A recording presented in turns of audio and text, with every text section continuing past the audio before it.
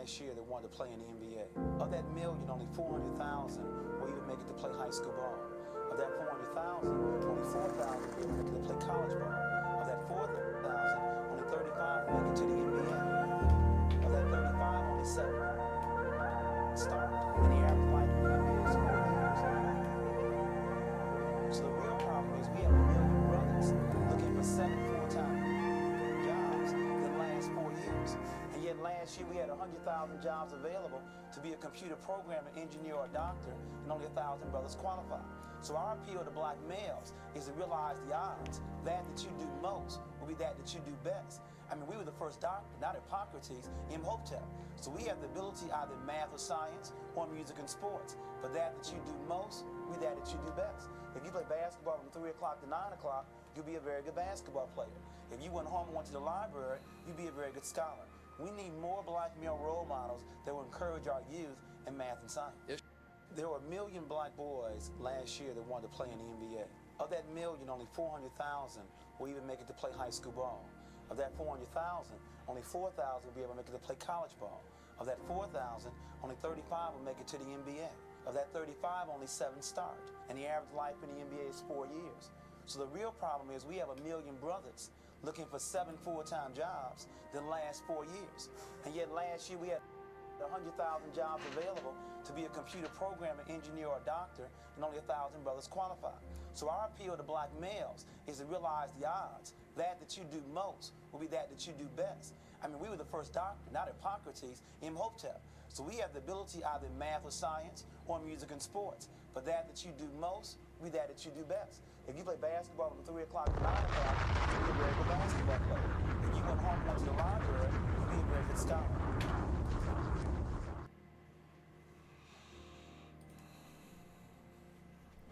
Welcome back to the show. My name is Jamel Saladin. Hopefully we got the audio right today. This is the Pokerfaced Society.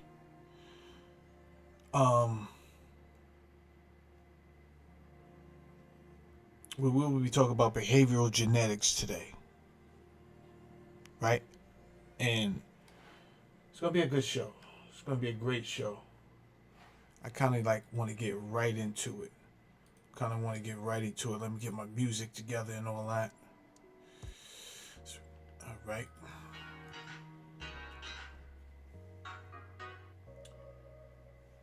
Hey Zeke, I'm on the live. I'll hit you back, right? Shout out to Zeke Black, Feed the Wolves. Shout out to Rudy Lowe. 2 L's up. Love and loyalty to the Low Life family. My name is Jamel Saladin. I'm out here doing my part. It's a great conversation. What led up to this conversation today, right? I had breakfast with my wife this morning. She said, what was you going on? What are you talking about Erica Mena for and Chad Moss, right? She heard a little bit of the live last night as she's going to bed. What are you talking about? So I had to let her know what sparked off the entire conversation. Let me see if I can bring that up for you guys while I'm, what brought up the whole conversation.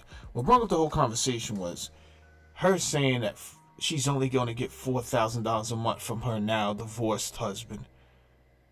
And now the brunt of the financial responsibility falls on her, right? So as soon as I said that, my wife was just like, okay, she might be delusional out here. I don't know what's that all about. I said, right. But I said that wasn't even the topic of, you know how I get down. I go a little bit deeper than just what's on the surface level. So I was going deeper than that. Now let me see if I could bring up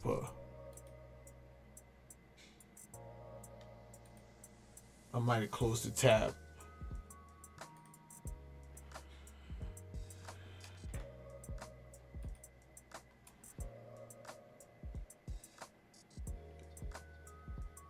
It's okay.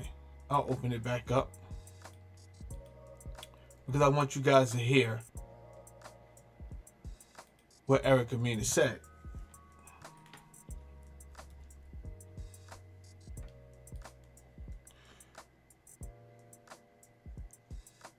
Shout out to Behind the Bars in the building. Behind the Bar. I think you left a message. Shout out to Behind the Bar 3.0.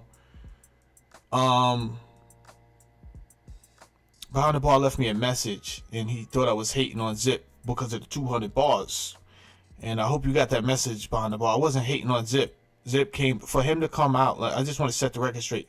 For him to come out of jail after 20-something years and even end up on K-Slade's 200 bars was an accomplishment. I wasn't hating on Zip. I was being sarcastic that it was 200 artists on the song, right? So I was just being sarcastic and entertaining, and that's all I was really doing. We all know that I'm a hip-hop fan, so of course I'm gonna find time to listen to all 200 artists, right? But still, I only listen. I'm gonna keep it real with you. If you want to be real, I only listen to the song because of Zip. I just wanted to hear Zip's part. But yes, had breakfast with the family this morning, my wife, and she, we had a great conversation. Now I want to bring up this Erica Mena thing, right? And this is not to down or belittle Erica Mena. Shout out to Erica Mena and whatever she has going on in life. You understand? I like to motivate people. I like to push people. So I at the end of the day, I wanted Erica Mena to know, like, maybe it's time to outgrow Love and Hip Hop, and we'll get to that, right? Maybe Love and Hip Hop is holding you back, Erica Mena.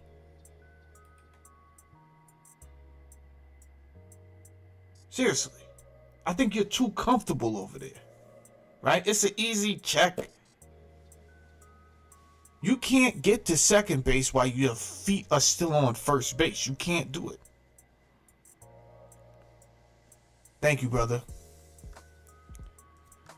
Yo, Meek Mills. Sidebar. Anybody see the picture of Meek Mills with promoting his new video, his new album with Rick Ross? Now, despite what D1 is talking about, that album's going to be crazy. You understand? D1 is down there hating. He said they put down negative vibes and all that. Meek Mill should be a Christian rapper. Now he done got the attention of Jim Jones. Jim Jones did sending out all type of threats. Yo, my cousins might see you or something. I don't know. Jimmy, you got to figure out. Never mind your cousins hunting down D1 and beating him up. You got to figure out a situation where you're going to go in the next phase of life, right? Because I love El Capo. You know what I'm saying? I love his music, right? But here's how I feel. As an artist, I feel like it's supposed to be your truth, your art. Like, don't just make art for $1, right? Because I don't know if you're really an artist at that point. You're just like a charlatan, right? And as you're getting older, I don't know. I don't see growth, right? I see regression. If I'm going to keep it 1,000, I see regression, right? You're getting older. You got the grays coming in. But then it's like, yeah. The message that you're putting out is still on some gangster stuff. But that's not how you would want your son to live.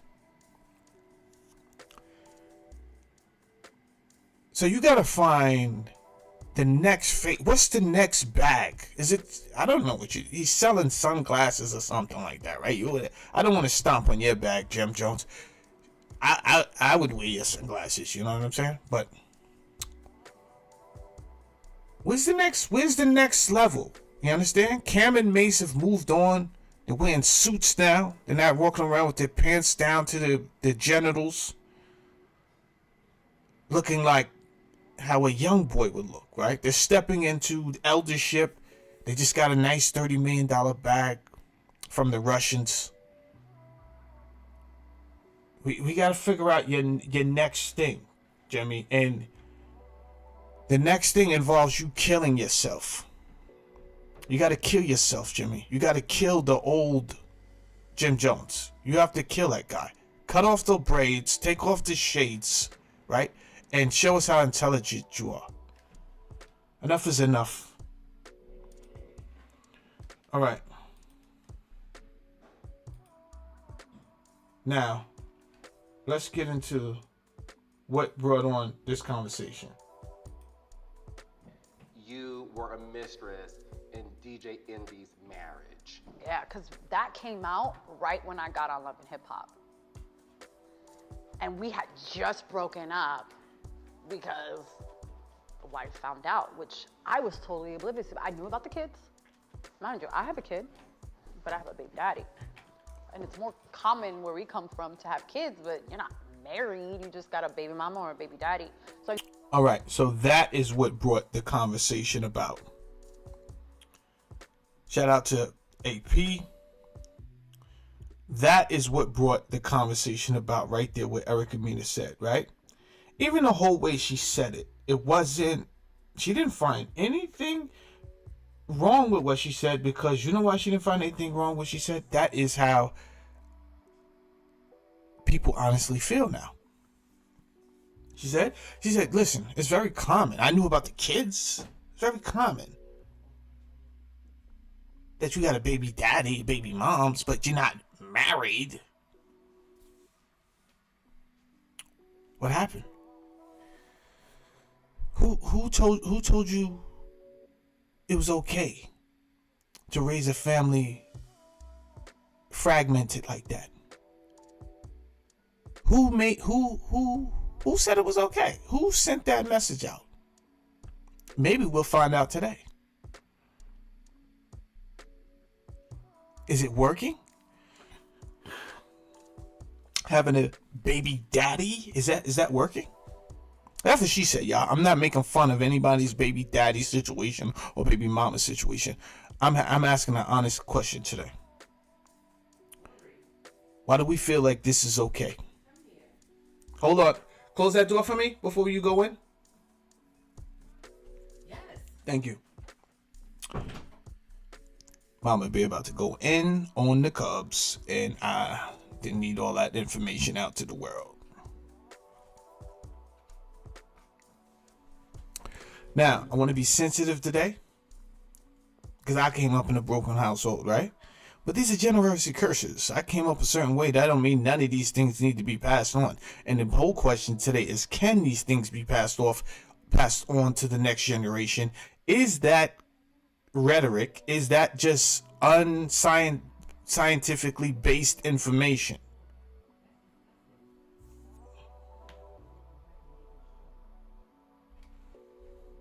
Gift and the curses in the building. We got a show. We got a show today.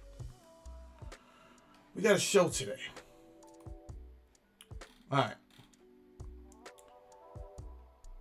My notes are all over the place. What the heck is going on here? How the behavior of parents and children is influenced by genes and environment. Oh, we're going to talk about it today. Because what she said, it was nothing wrong with what she said, because it was the truth. But meaning, so it had nothing to do with her. That's not what I'm boiling today. That's not what has me like, damn. It's the fact that it was true. That's how people feel now. I could just have a baby father. You don't need to be a part of this family, right? I just wanted a kid. But that's not how it was intended. Life wasn't intended for us to be like that. I guarantee you the instructions wanted us to do it together. It wanted, like, we were supposed to procreate together, and we were supposed to raise these kids together. Now, why does it seem like more and more, and especially of a particular race, right? Why does it seem like more and more human beings are not really respecting the sacrilege of marriage, but especially in the black community, especially in the black community? All right, so I had just shown Dr. Jawanza Kunjufu, right? That's how I started my show off. If you're just getting here, let me play this again. Play this again.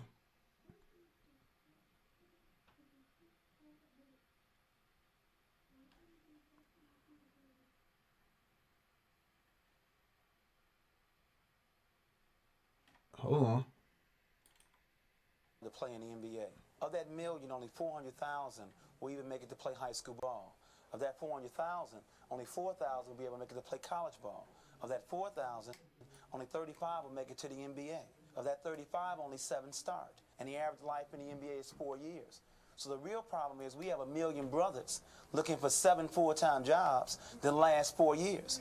And yet last year we had 100,000 jobs available to be a computer programmer, engineer, or doctor, and only 1,000 brothers qualified. So our appeal to black males is to realize the odds. That you do most will be that you do best. I mean, we were the first doctor, not Hippocrates, Imhotep. So we have the ability either in math or science or music and sports. But that you do most will be that you do best. If you play basketball from 3 o'clock to 9 o'clock, you'll be a very, very good basketball player. If you went, let's just stop right there, right? Because he's talking that talk. He's talking that talk, right? And it's a shame no one even knows who he is, right? They got to dig up these old archive videos of him, and to this day, now nobody know who he is. Don't nobody know who he is, and this is who he is. To this day, he's a renowned writer, educator, and publisher that has dedicated his life to addressing the ills afflicting black culture in the United States. To this day, don't nobody know who he is. He has authored over 40 books, including national bestsellers, has been a guest speaker at most universities throughout the United States of America, and has been a consultant to most urban school districts. Don't nobody know who he is. We cannot solve non-academic problems with academic solutions. We must change school culture. All right? Now, over 40 books, right? And one of them that I'm really interested in this one right here. Developing positive self-images and discipline in black children. Countering the conspiracy to destroy black boys. Now, is it a conspiracy?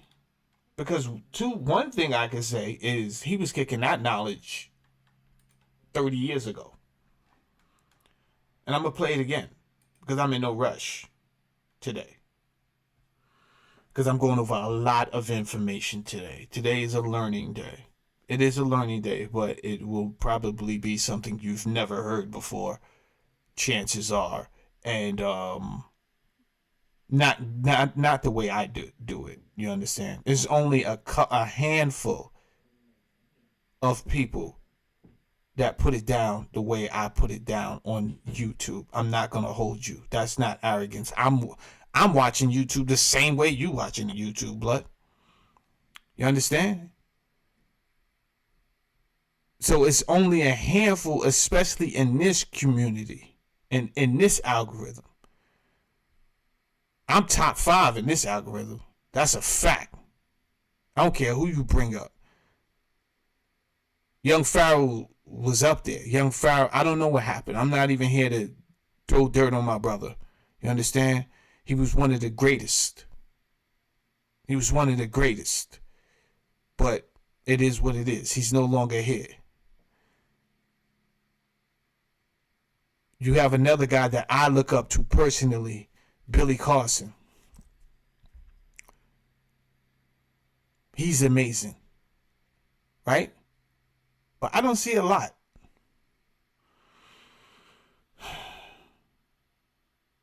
So therefore, I have to take what I do very seriously. Now, I'm going to play this again. He's dropping some juice. This is like 30 years ago. I'm going to play it again because the beginning had cut off. There were 1 million black boys last year that wanted to play in the NBA. there was 1 million black boys last year that wanted to play in the NBA. To this day, that's where we pushing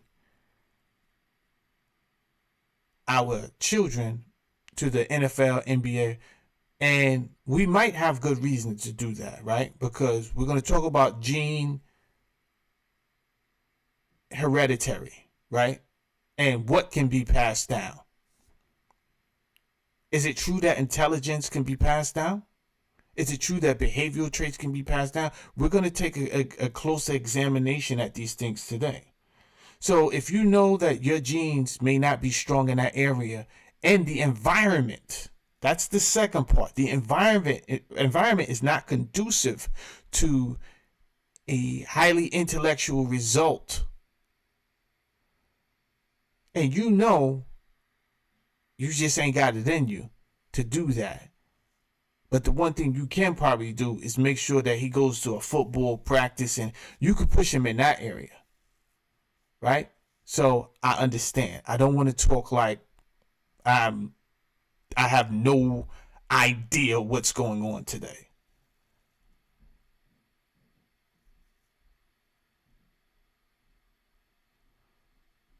So there's several variables that's going on in our community where at some point some of us parents, we got to sacrifice and to change the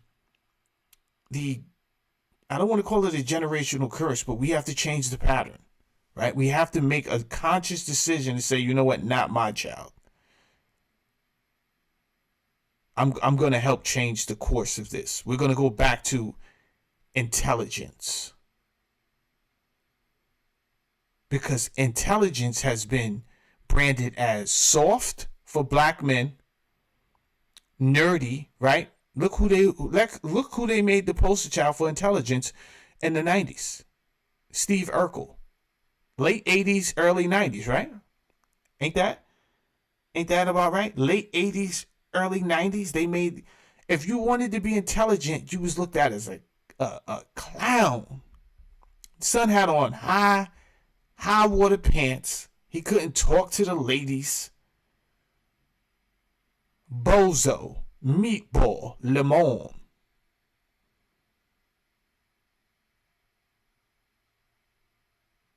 They didn't even, when he played his alter ego character, Stefan, right? Well, that's what he was called, right? Stefan. You had Steve Urkel and then Stefan Urkel. They was just like, yeah, you could just keep Stefan on the show, bro.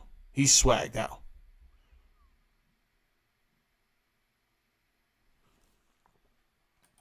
Of that million, only 400,000 will even make it to play high school ball.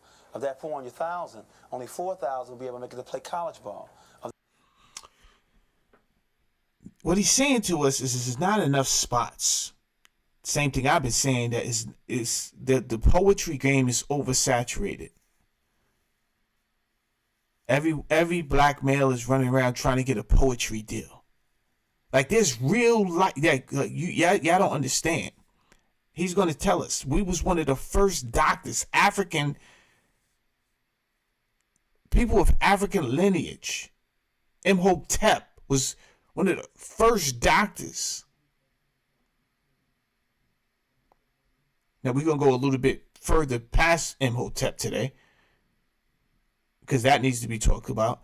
But if you don't know who your history are, what your history is, black people, that's why it's very important right now for parents. But you see that word I just used? I said parents. That's a problem. The parents are like separated right now, right? You can have them on the weekend. I don't even know where his father's at. You don't have a father. So it's all type of broken up and fragmented for me to even finish that sentence. But if I was going to finish that sentence, I would say, well, the parents have to take the responsibility to teach the children about their history. It's not a school obligation to teach your children about their history. It is your obligation. It is your obligation. It is your responsibility to teach your lineage where they came from. How dare you expect another race and a government entity to teach your children about their lineage? You're bugging.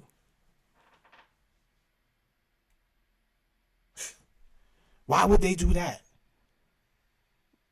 Like, if I'm the government entity, I'm thinking the exact opposite. How about I don't teach your kids who they are, and they can end up being a slave for me in some capacity.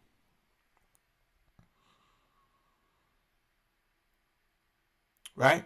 Up the Score says the new boyfriend plays daddy now. The problem with that, Up the Score, the new boyfriend don't care nothing about your kid the way a father. You know what I'm saying? It could be an act. It could be an act. He might show you a little something, yeah, for the kids, baby girl. But in all honesty, that would be in a high 90s percentile, in my opinion, that child is not gonna love that child the same way as if it was his, from his loin, from his nutsack. It hit different, as Venezuela Riaz would say. Hit different when it comes from your bloodstream. And this is why you hear all type of sad stories about boyfriend and mother arrested because the boyfriend kicked the child in the gut or some stupid, like.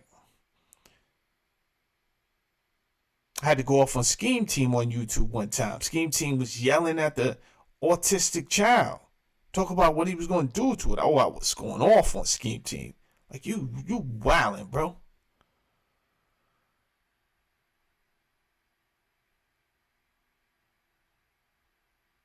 He was going off. Yo, I'm coming in, F you up. Obviously, that wasn't Scheme Team's son, right?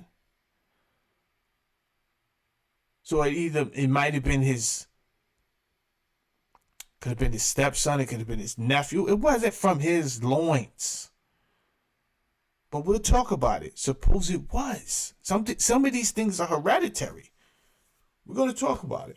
I just want to slow dance today. Today's not I'm not trying to get through this. Yesterday, I just got off the road, literally.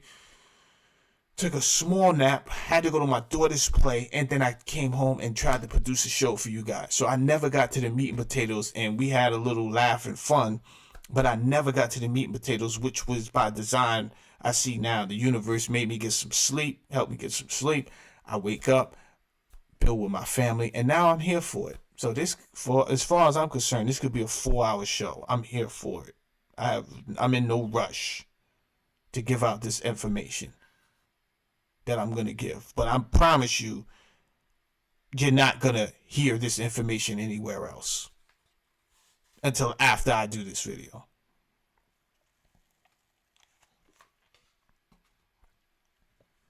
So,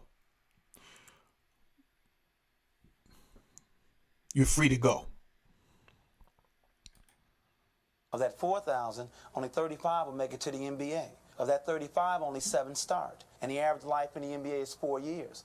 So the real problem is we have 1 million brothers looking for 7 full-time jobs that last 4 years. 1 million brothers looking for 7 full-time jobs that last for 4 years.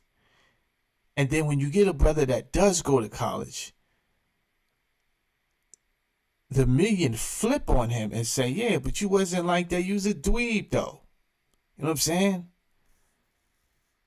You was probably one of those walking home with your book bag and cracking jokes. I wasn't like that. I was out here in these streets, nigga.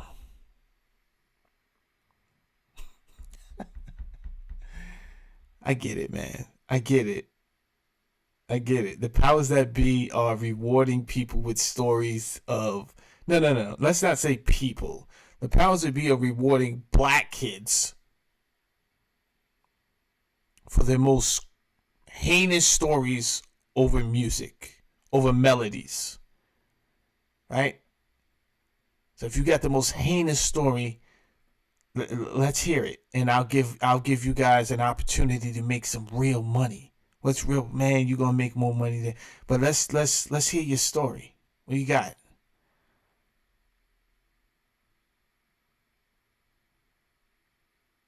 Now here's the thing: they don't really want to hear the blues, bro. Shout out to Double V's in the building. They don't really want to hear the blues, right? So don't tell them, oh, you almost grew up. They don't care. That part is over. You're gonna say that's all you got? You don't got nobody hunting you down, trying to shoot you or nothing like that? Oh man, this guy over here. See, I'm thinking about signing this guy over here. First of all, he got shot like 9 times, right? It's crazy. His story's phenomenal. He don't never tell the kid to rap like this. He just said, you see this? He's coming out first quarter. His story's phenomenal. Let me let you hear a little bit of his music, right?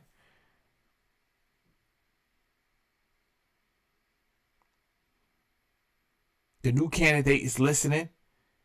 He said, yeah, so you know, we about to put $1 million behind his budget. 360 deal. But he don't know that. Yeah, we about to put a bit. And this kid is sitting there like, yo, okay. I see what's going on. Okay, cool.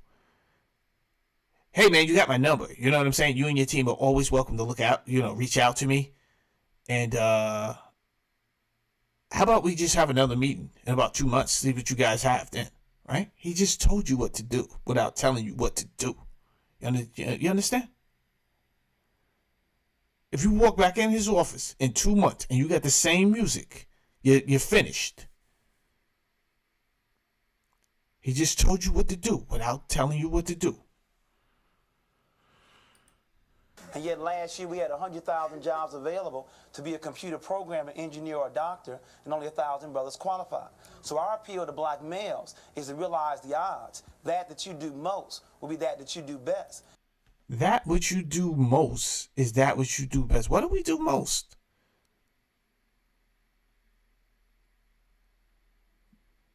That is the question to answer. Because I don't think he's lying. That what you do most is that what you do best. Now, when we really analyze comprehensively us as a whole, not isolated incidences, us as a whole, are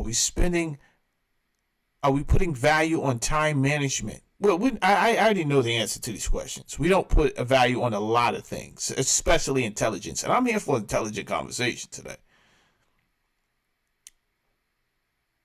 I will not dumb myself down today.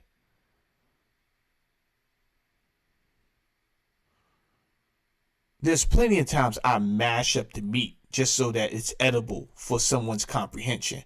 I don't really feel like doing that today. I'm not instructed by the Most High to do that today. He who have ears, he will hear, or he will get off this live. I will not feed pearls to swine today.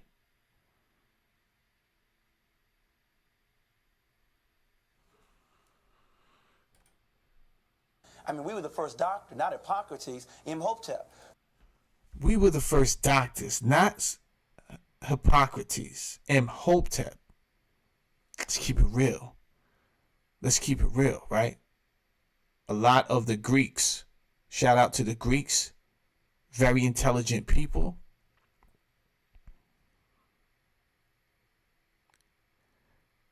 The story that's never told, though, is how many of the ancient Greeks were inspired by ancient Africans.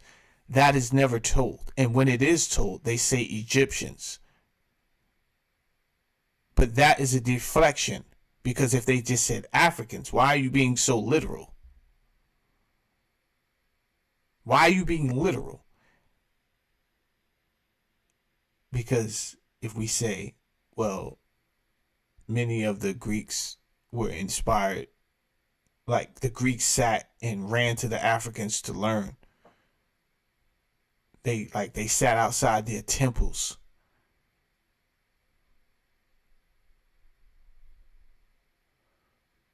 For a long time, right? Pythagoras, the philosopher mathematician who we get the Pythagorean theorem from, sat outside of an African mystery school for 1 year.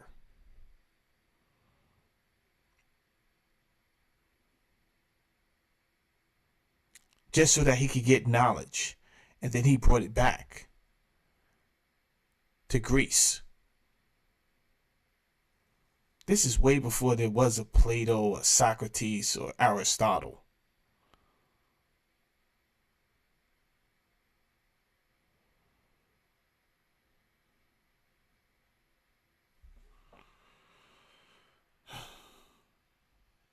So they had the understanding. Some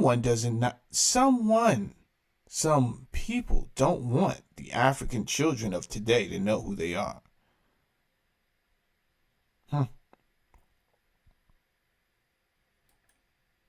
So we have the ability either in math or science or music and sports. For that you do most, we that you do best. If you play basketball from 3 o'clock to 9 o'clock, you'll be a very good basketball player. If you went home and went to the library, you'd be a very good scholar. We need more black male role models that will encourage our youth in math and science. All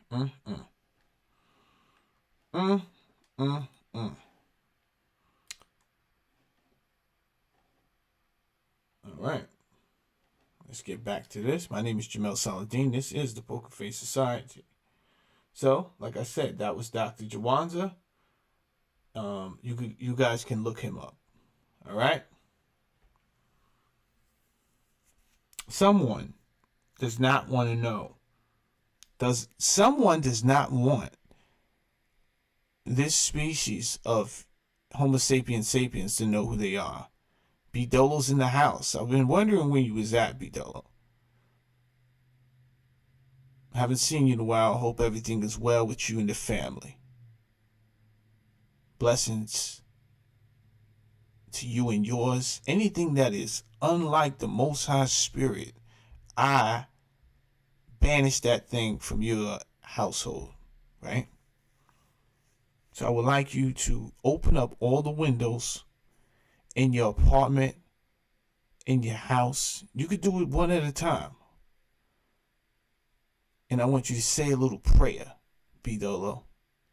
And you ask the Most High Spirit to cleanse your house in that situation with it. Amen. All right.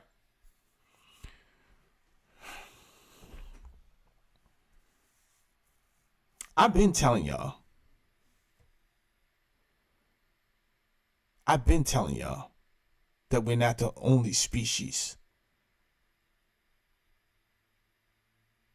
down here, right? But a lot of people, they wait for an authoritative narration before they can even grasp. They still don't grasp the concept, but they will accept the concept. You understand?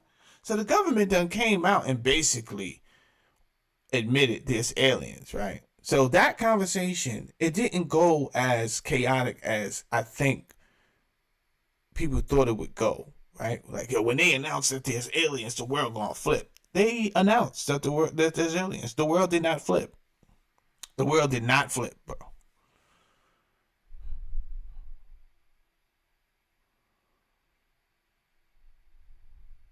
Here we have a retired military Army Sergeant, Clifford Stone. Clifford Stone said that there's over 57 species over his cap. Over his cap. I added over. Let's just go with 57. Stop capping, Saladin. Said this. Over 56. I can say over 56. I gotta use over. Army Sergeant Clifford Stone said there's over 56 alien species similar to humans that are walking amongst us today. I've said this.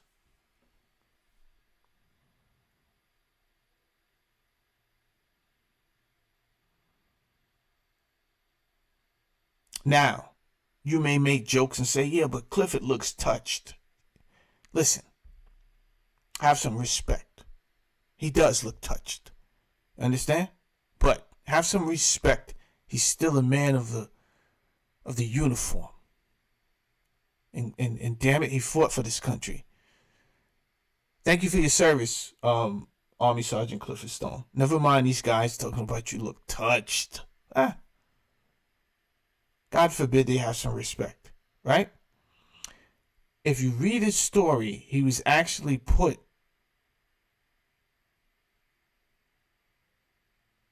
on, he worked on projects that had to do with aliens and the retrieval of spacecrafts. So he's able to go into that story, right? I only bring him up because it is very important for you to grasp the concept that, number one, we are not of the same species down here. Number two, one of these species, for a fact, does not want a particular species to know who they are. That particular species being the black species. They do not want you to know who you are. Oh my God, I've never seen a more aggressive effort to derail people. Smoke and mirrors everywhere. Like they do it to the whole humanity, more or less, because the whole religion thing, right? They won't even let you know who Jesus is. It's a big secret that he was in the scene. He was forced to be, his organization was forced to be Jewish. He was in the scene, and the scenes believed in more mystical, cosmic, scientific,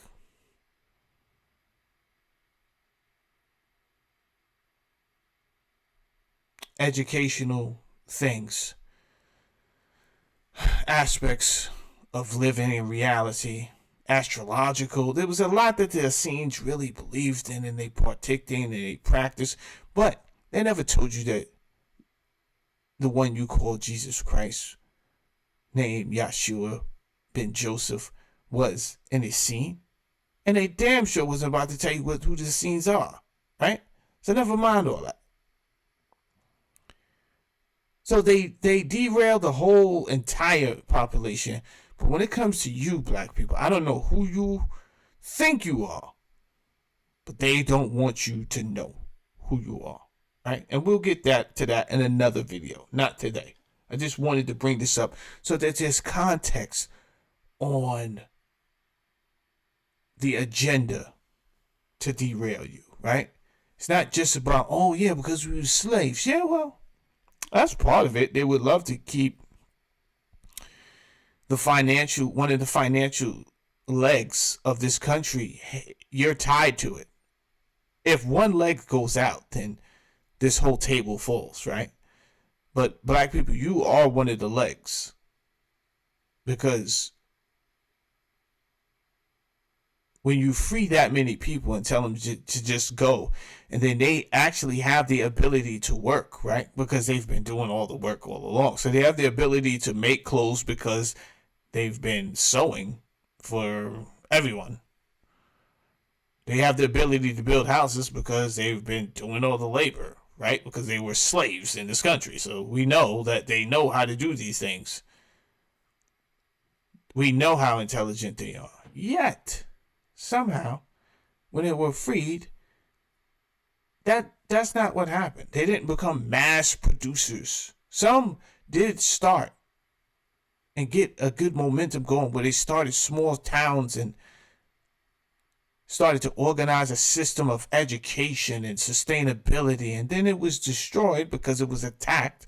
How do we know this? Because some of these times were recorded, right? This is what we speak about the Black Wall Street, and some of these times were recorded. So the sabotage is real. We know about the black codes, the black laws, where a lot of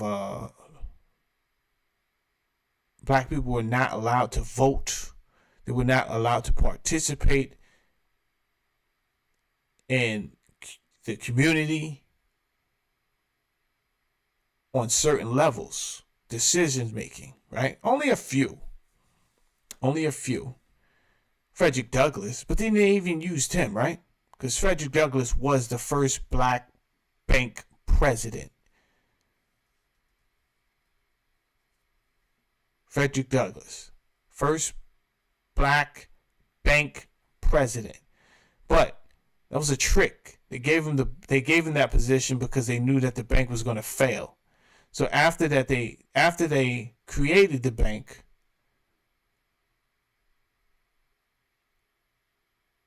and misused all the funds, then they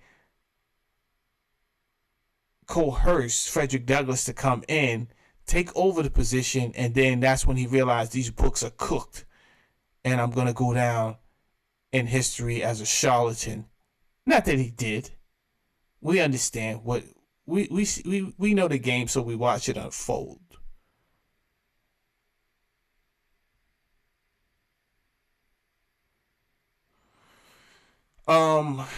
What book did I read that in? The Color of Money. The Color of Money. I'll try to bring it up as I'm talking. All right. Now, like I said to you guys, I'm going to talk about a lot of things, and I don't want it to be like, because you're going to learn some stuff, right? And I don't want it to be like, yo, he was freestyling. That was cap. No. I took screenshots, beloved. What they call them in this generation, I believe they call them receipts. You understand? I got the receipts.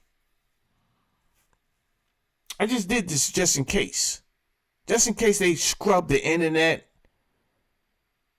Because I be going places that you understand? They don't particularly think any person of color is going to go, because I should be out here trying to get my new mixtape out, right?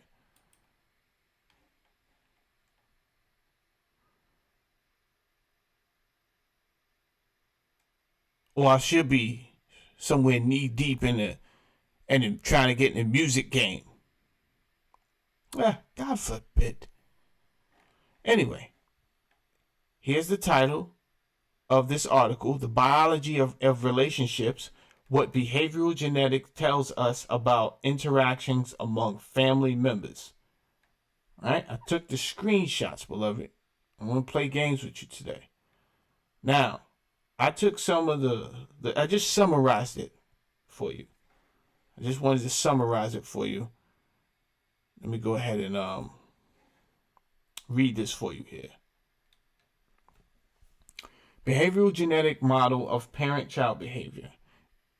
Genes influence each individual's behavioral and psychological characteristics. I'm taking my time because I want you to comprehend that. Basically, in that first sentence didn't even end yet, technically. It's saying that your behavior and the way you think can be passed down from your parents. That's basically what it's saying. And the people that was before your parents, right? Because all that information goes into their genes and so on and so on. We talk about your lineage, beloved. Now, let me start over. Genes influence each individual's behavioral and psychological characteristics, including intellectual ability, personality, and risk for mental illness, all of which have bearing on both parents and children within a family. Genes and environment can affect parent-childhood relationships. And to imagine, you chose your baby father because you heard he had a big dick. Amazing. Then you found out, and then that was your baby's father.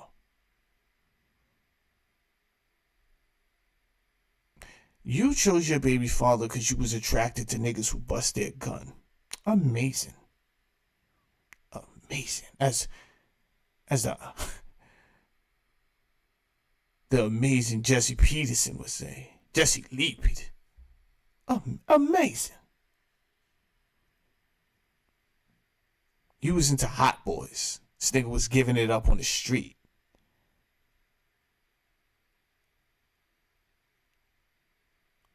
This nigga's full-blown mentally ill, right? Been on Ritalin since 2nd grade. And that's the person you chose to name your company after, huh? That's who you wanted to bring life into this world with.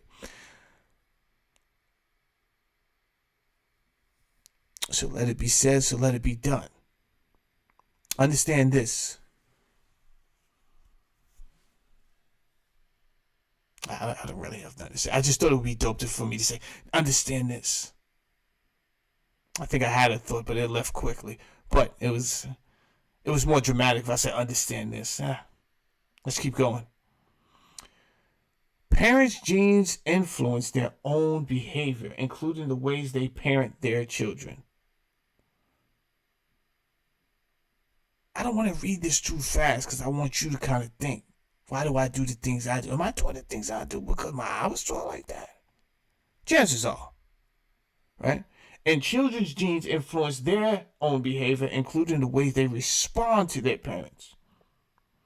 The transmission of genes from parent to child is one important link that will lead to similarities between the behavior of a parent and a child. For example, to extend that genes predispose an individual towards aggressive behavior, including violence toward others, parents and children will show similarities in this area of behavior. If you are a hothead, and that's how you like to deal with problems, right? You running around here, you wish your nigga would all the time. Your children are seeing this.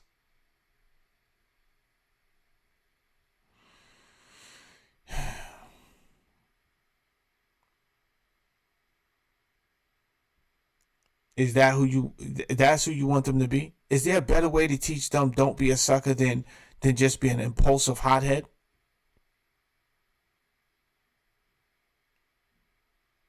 They're watching you, right? So if you don't like that, if you're saying, nah, you right, Saladin, man, I'll be wilding out sometimes. Listen. What I'm telling you, let me put it in layman terms. Niggas will body your children, bro. Somebody will leave your child on the concrete, sis. I seen it happen. Video after video. Knife work, gun work, all that. All that.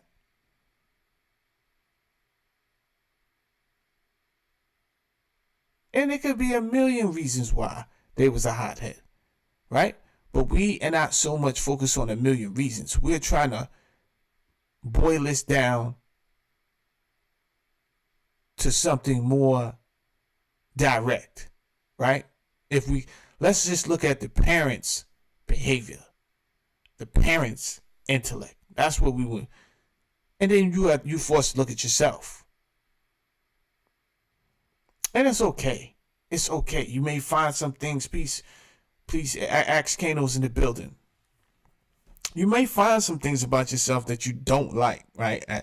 But this is part of knowledge itself.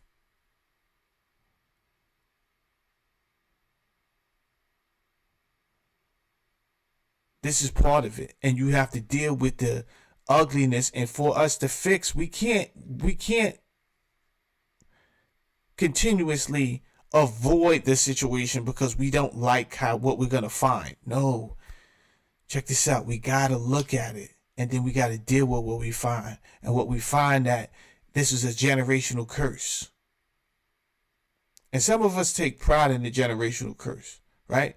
When I was speaking about Zip with the Drip's parents, even though I had the wrong man, and I said Willie Bostic, but his actual father is Daryl Bostic. It's kind of like the same behavior. His pops was out here toting the pistol. You understand? He was giving it up. So, and I'm using him as a example because we see that where Zip ended up. He ended up in prison for 20 years. He takes pride in the dark side.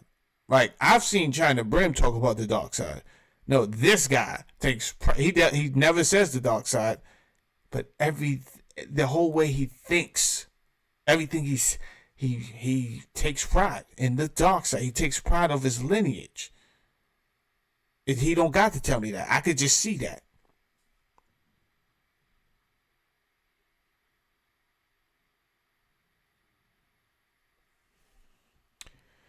Third paragraph. This might offer another explanation for the cycle of violence in which abusive parenting is related to aggression and other antisocial behaviors in children. Antisocial behavior does, in fact, show moderate genetic influence in a wide range of studies.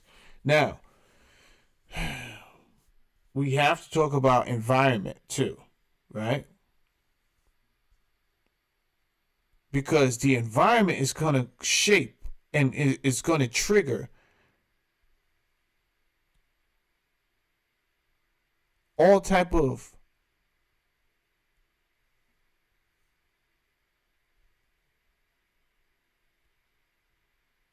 decision making, all type of emotions, right? You have people who don't like big crowds because why?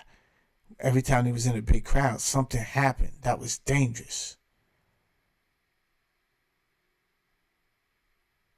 So they avoid big crowds. They get anxiety. Down to school, it's just like, I don't like big crowds. I always feel like my head is on a swivel. But guess what? Some of these people got no choice because this is where they live. Imagine being trapped in a prison in a free world. From when they wake up, it's like, oh my gosh, I got to deal with this world again.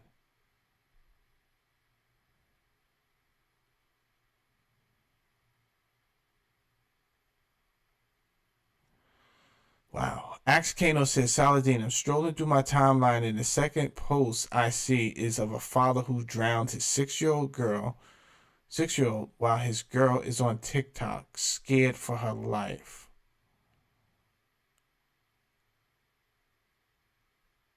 Yeah, because she wanted to have sex. But you understand? It wasn't important to her. Let me tell you something. It wasn't important to her to figure out who this man was because she wasn't taught that that was an important thing. At one point in time, all of these things were taught to us, how to choose a mate, especially if you're going to have kids with that person. At one point in time, all of these things were taught to you by your aunties, by your mother, your father, your uncles. And they did it for you. Shout out to the Indians who still arrange your marriages.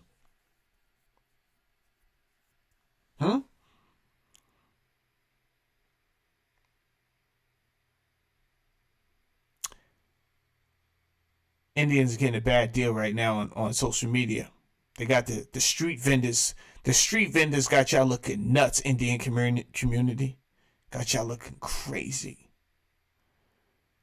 And by the way, Indian community, I think y'all pushing it a little bit too far with all the breastfeeding videos on social media, right? Y'all always push the limit, bro.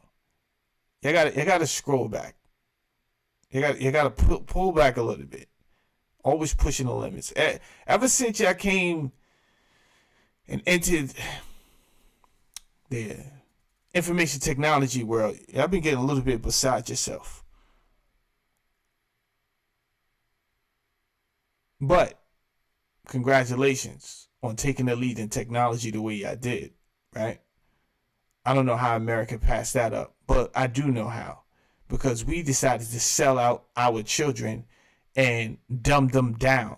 While India said, we're going to build you up and we're going to make you either the best healthcare providers or servicers. Let's say that, right? You're going to be either the best healthcare services or the best IT people on this planet. And I'd be damned if within 10 years that's not what you guys were. Because that is what you can use it as a weapon or you can use it as a inspiring tool. Indoctrination. Right? You could build someone up and say, yeah, you the best. Yeah, you are the best. You say that for 10 years to your children while protecting them and see what happens. People use other methods. You ain't shit. Right? They use that method. Then tell you later on, well, I was trying to inspire you. I I'm good on that inspiration. That is crazy.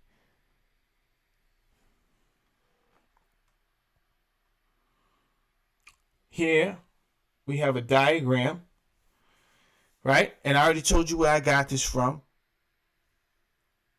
This is from the NIH, National Institute of Health, government site. No cap. I showed you everything. So it's just showing, and this is proof from their scientists that the genes in parents are hereditary for behavior and psychological, down to the intellect,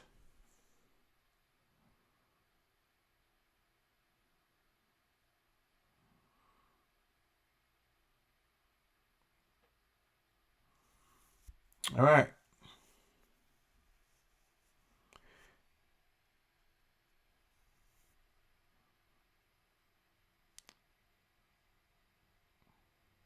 That's right. Axcano, exactly. Axcano says you can indoctrinate a child into a better person.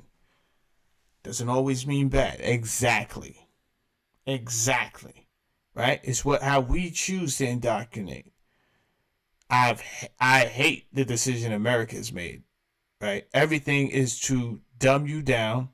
Remember when they let the rappers come out with songs where they were barely legible words? I'm talking about barely legible. They called it mumble rap. And then they rewarded them for that as well. They gave certain people of the community hundreds of thousands, if not millions of dollars. And then everyone started to mimic that style, dumb themselves down, right? Because it was a reward. Stimulus, reward. Stimulus, reward. If I'm going to get a treat for it, then I know which way to go.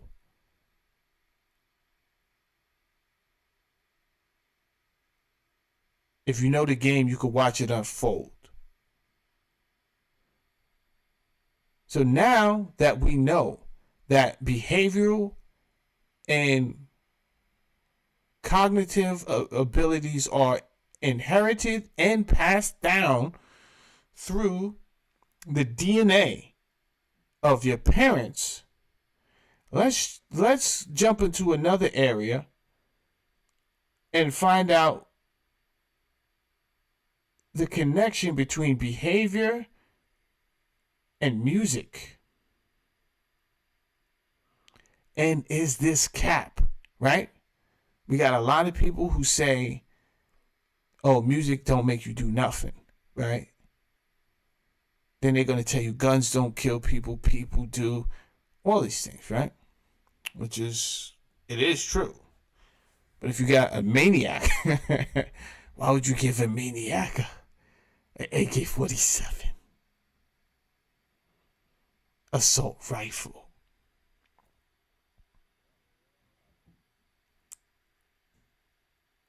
Let's read what I got here.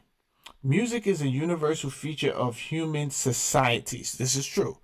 Partly owing to its power to evoke strong emotions and influence moods. Understanding of neural correlates of music-evoked emotions has been invaluable for the understanding of human emotions. Music can affect behavior and has the potential to influence emotions, evoke specific responses in the brain, and even modulate physiological reaction. Or psychological. No, that's not psychological, that's physiological reaction. And then on the diagram there it says auditory, limbic pathway, somatic motor system. It's talking about different things there, right? All right. Is this cap? I guarantee you none of this is going to be cap. I'm going to also give you the resources where I got this from.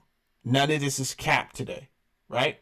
And I like to get my resources, this information from the government, because you guys won't You're going to call me a spin master. You're going to call me whatever. But when I get it from the white man and when I get it from the government, then you believe me. And don't feel bad. That's just how you was trained. Don't feel bad. That's just how you was trained. But I know the game, so I watch it unfold. So I already know how you think. And I just eliminate that immediately. And don't tell me that's not how you think. Don't be offended. Just accept reality. Now, let's go through all of these. Music influences emotions and cognition. Emotional responses. Different types of music characterized by elements such as tension, ooh, oh boy, anticipation, emotional contagion, ooh, emotional contagion. Wow. Can elicit emotional responses. Happy music may trigger smiling, increased skin conductance, elevated breathing rate, while sad music may activate muscles associated with frowning. So right away, we're talking about music actually being able to affect the human being. Why? So many people are going to argue that it's just music and you got to let the young people, don't be hating on the young people. And they've been killing people before they came out with this music, so let the young, all y'all sound crazy. And it hurts me because some of the people I really admire, people like Ice Cube, right? Every once in a while you get a rapper that wanna get up here and kick knowledge. My nigga, you are a poet that spoke about gangster shit or your whole poetry career. Your whole catalog is about nonsense. Why in the fuck would I listen to you about some real sustainability, about the science, and who is you, bro? I'm telling you, because I can stand on it. Not because I learned the science from the ancient Africans, right? Because that is what I did learn that first. But because you forced me to go get the white man to come back and say, listen, white man, is this true? Is it true? White man didn't want to say it. How you know how I know he didn't want to say it?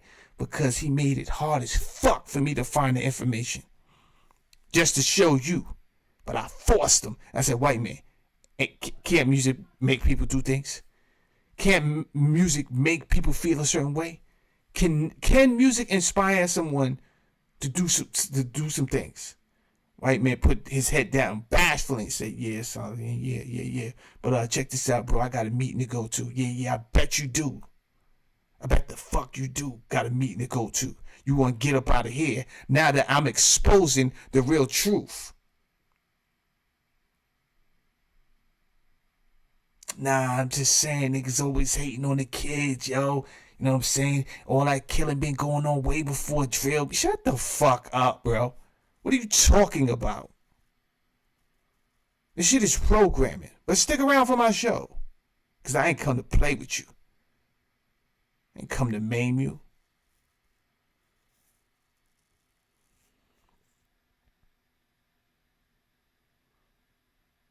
Brain activity. Functional neural imaging studies, including fMRI and PET scans, show that music can modulate the activity in brain structures associated with emotions.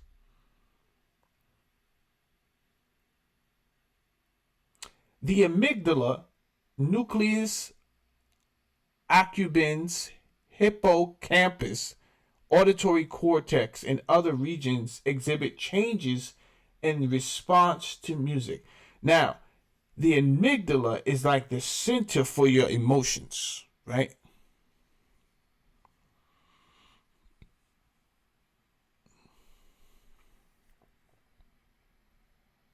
Okay, Axe Kano. Shout out to you. The struggle is real. And you know, keep strong, bro. You understand? A lot of us has been there, but at least you have the courage to keep going to the rehab. Please call the number anytime you feel away. Do not feel shame. And stay with your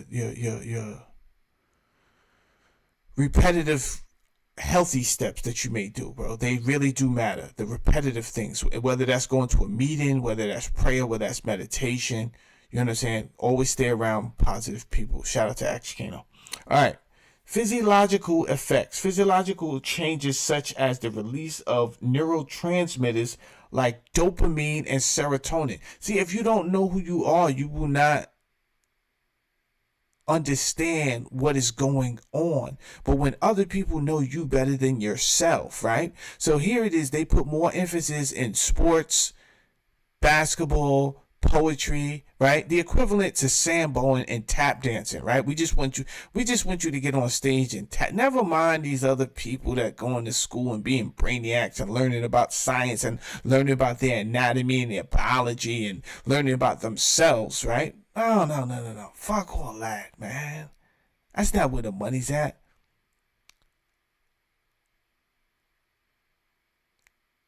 So either they're going to get you to get your children to become some type of athlete to participate in the Hunger Games.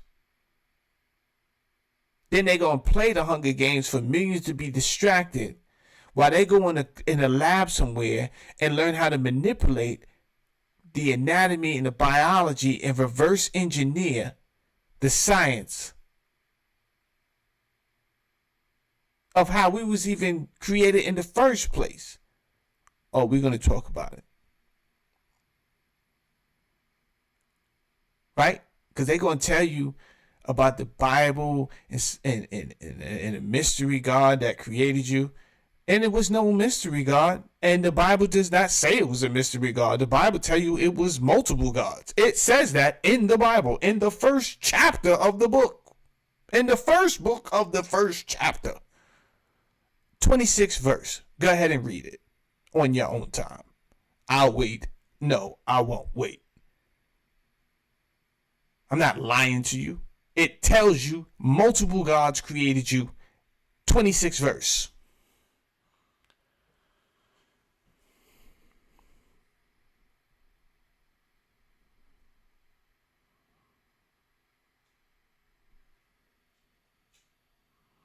We don't know about dopamine. We don't know about serotonin, right?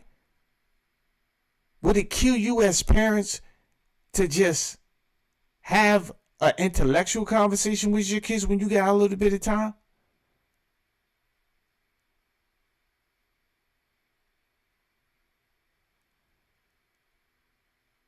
Because, again, you relying on a government that is treating you like chattel, right? You just good for bringing in tax money. That's all you're good for. Why would they want you intelligent? Why?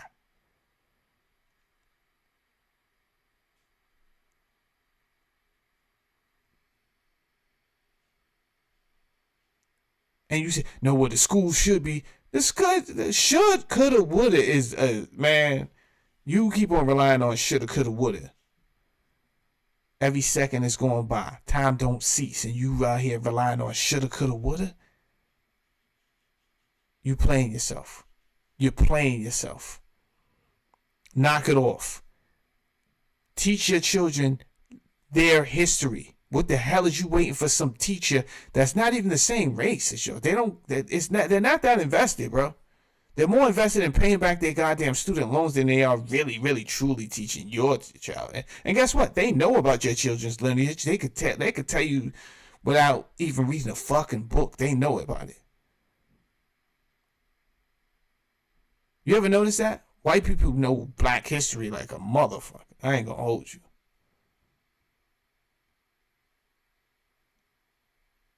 They know it. You should be ashamed that you don't know as much about your own, right?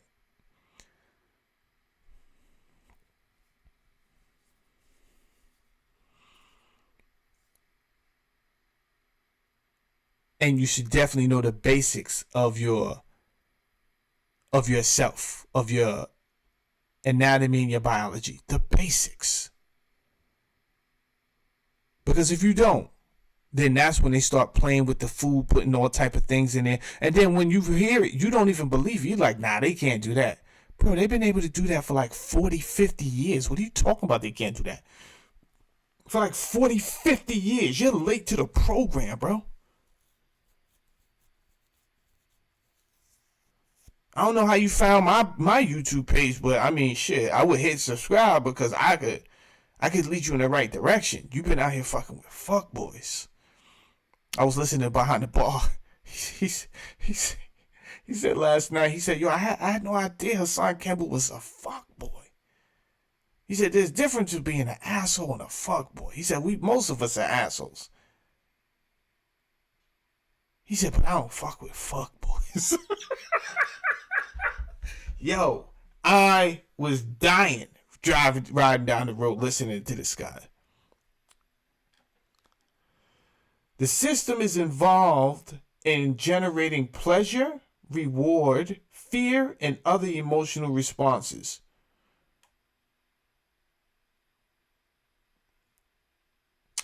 Talking about the physiological effects, right? Okay, we're going to keep going. We're about to get into this. Behavioral implications. The emotional and physiological effects induced by music could contribute to behavioral changes. For example, if music consistently triggers positive emotions, it might lead to more positive behaviors or attributes. Let's take that point right there, right? Instead of starting with the negative, let's start with the positive. Because I think we all agree that music has the ability to put you in a good mood depending on a certain song. What I find hypocritical is when people want to argue with me then about music making someone do something other than acting other than self. About music making someone act like a savage, right? Ah, come on, bro. Music can't do that. Why? It had the ability to put me in a good mood. Why can't it put me in a bad mood? What's a bad mood? Bad mood is very broad. Why can't it put me in an angry mood? Is that too specific for you? Well, welcome to the Pokerfaced Society.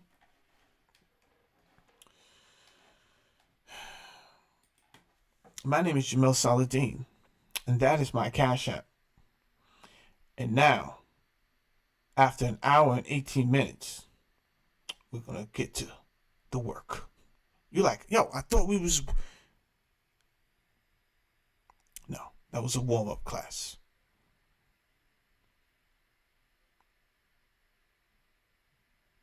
All right? Let's get busy. Let's get busy. Let's start it all over again. Can I get the claps? You know they be late on the claps. Come on. Yeah, claps. Man.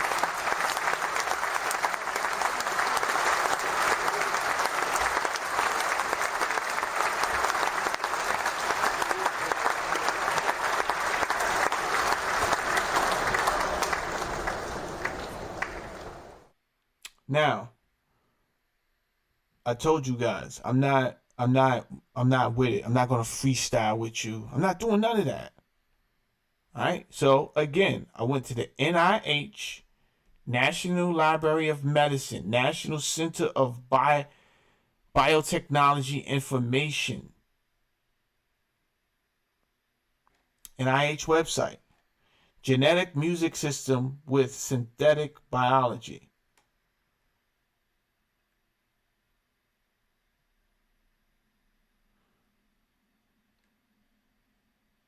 Right? Here's the abstract. I had to get it because when I tell you that they don't want you to know this information, bro, they don't want you to know this information. And I'm like, yo,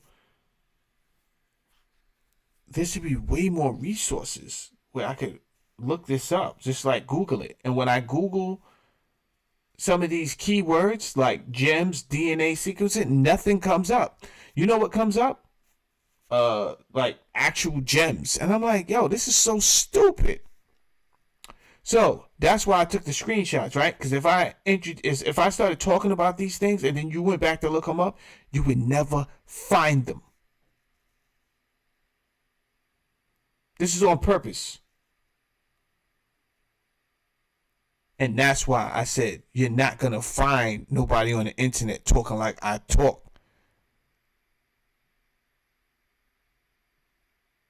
They're going to be far few in between. Are they out here? They are. But they like needles in a haystack.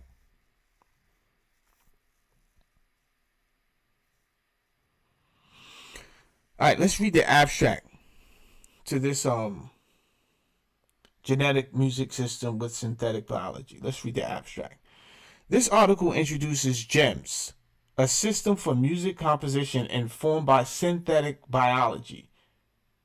GEMS generates music with stimulations of genetic processes such as transcription, translation, protein folding, in which biological systems render chains of amino acids from DNA strands. Let's just stop right there.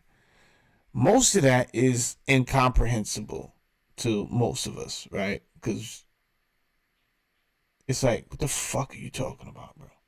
What are you talking about? Oh, don't you worry.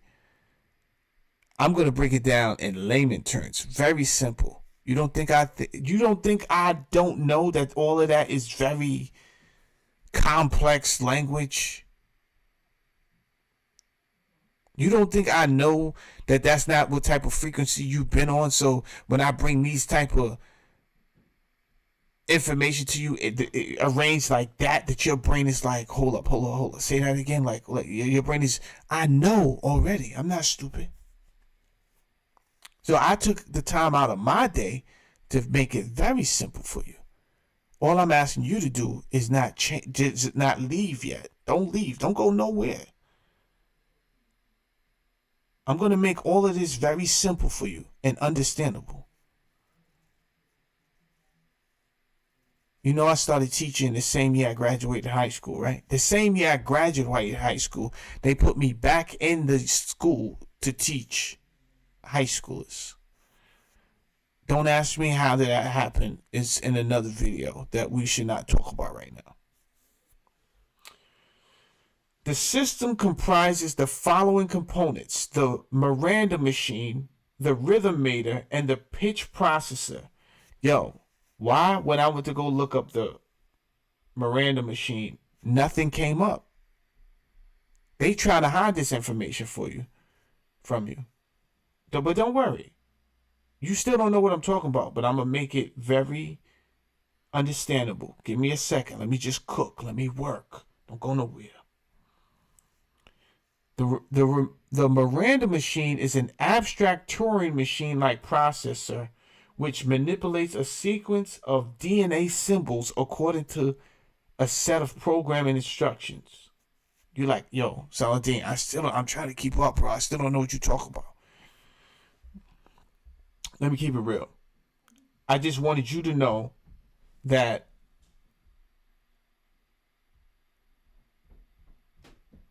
I didn't make up the word Miranda machine, rhythm meter, or pitch processor, right? Because I'm about to talk about them and break it down for you so that you do understand.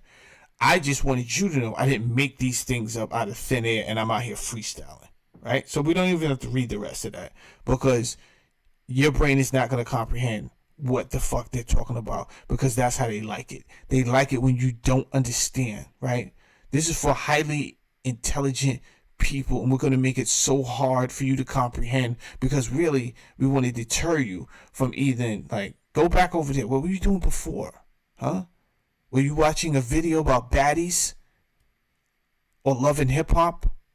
That's what frequency your brain, your muscle, the muscles in your brain is they're not used to working this hard, right? You have not trained them. We've dumbed you down for a reason. Don't feel bad. We didn't just do it to you. We did it to all of y'all. Now, one or two you might get through. But they're going to keep on going and worry about self. And a very small amount of people will get through and come back and try to save their people. Especially that bitch ass nigga Saladin. Him I don't like. Him I don't like.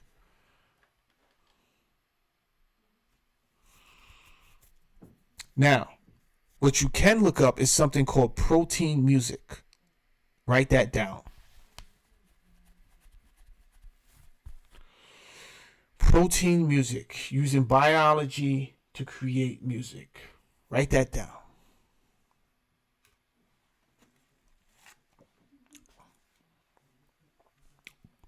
All right, here's the 5 things that, and I'm going to break these down in even more simpler terms. So don't think this is it.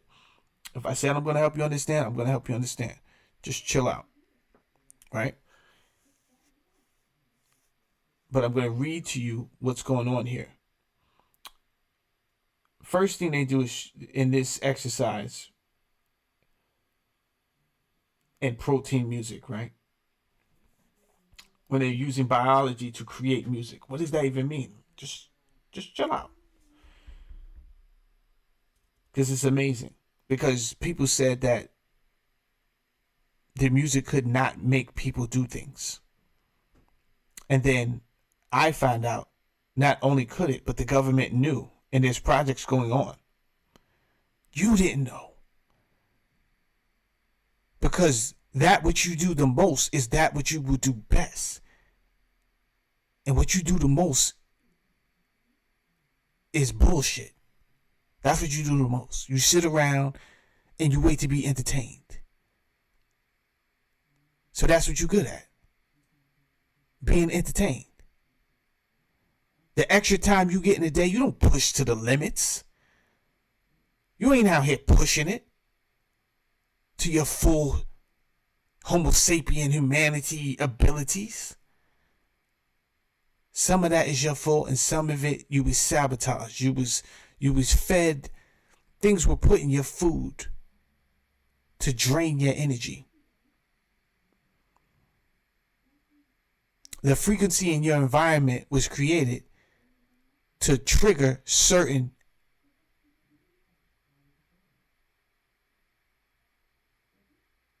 chemical reactions within you. These are facts I'm telling you right now. These are facts.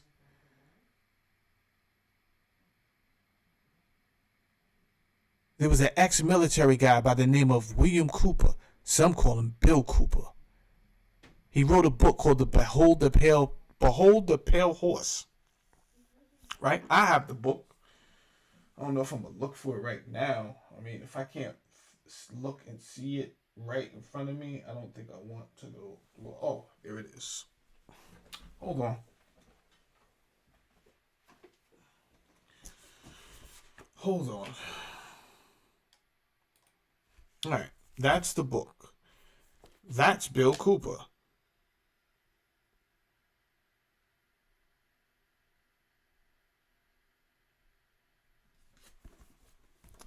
I mean, what reason would I have to lie to you?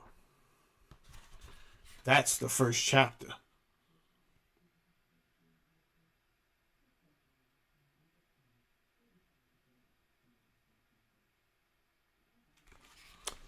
Silent weapons for quiet wars.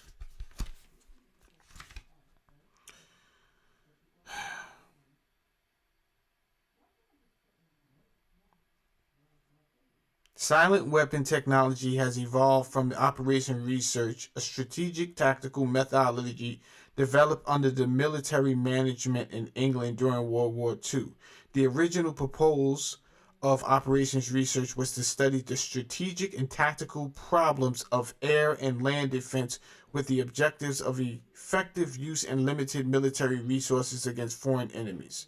It was soon recognized by those in positions of power, the Councils of Foreign Relations, that the same method might be useful for totally controlling a society, but better tools were necessary. Social engineering. The analysis and automation of a society requires the correlation of great amounts of constantly changing economic information data. So a high-speed computerized data processing system was necessary, which could race ahead of the society and predict when society would arrive for capitulation.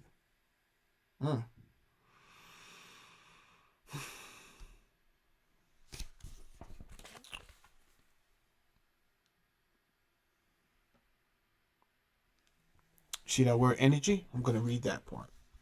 Energy is recognized as the key to all activity on Earth. Natural science is the study of the resources and control of natural energy, and social science, theoretically expressed as economics, is the study of the sources and control of social energy. Both are bookkeeping systems. Mathematics. Therefore, mathematics is the primary energy science. And the bookkeeper can be the king if the public can be kept ignorant of the methodology of the bookkeeping. So, he goes on to say in this book how, because I told you that certain things in your environment are set up to trigger chemical reactions, behavioral reactions. Example, speed limits, 25 miles per hour. In an area where if it was 30, you'd be amazed at just more comfort, right? But it's set at 25 because 25 is a bit irritating and ridiculous. It's not about speed. It's not about you speeding. Oh, we got kids around here. It has nothing to do with that. That's how they're going to sell it and market it and package it up. What it has to do with is it's going to be so difficult to remain at 25 miles per hour. So we expect people to go at least in this area, they should be going 37. The moment they do 10 miles over the speed limit, though, now we have an actual cause to write a ticket, right? This helps generate money, but it also throws them off, right? So now they're emotionally rattled. They're psychologically rattled. Even though it's a small drop of water in an ocean, it will add up, because if we do this to enough people, we will get them to vibrate at the frequency that we don't need them to be resonating at high frequency. We don't. That's what this comes down to, right? Death by 1,000 paper cuts.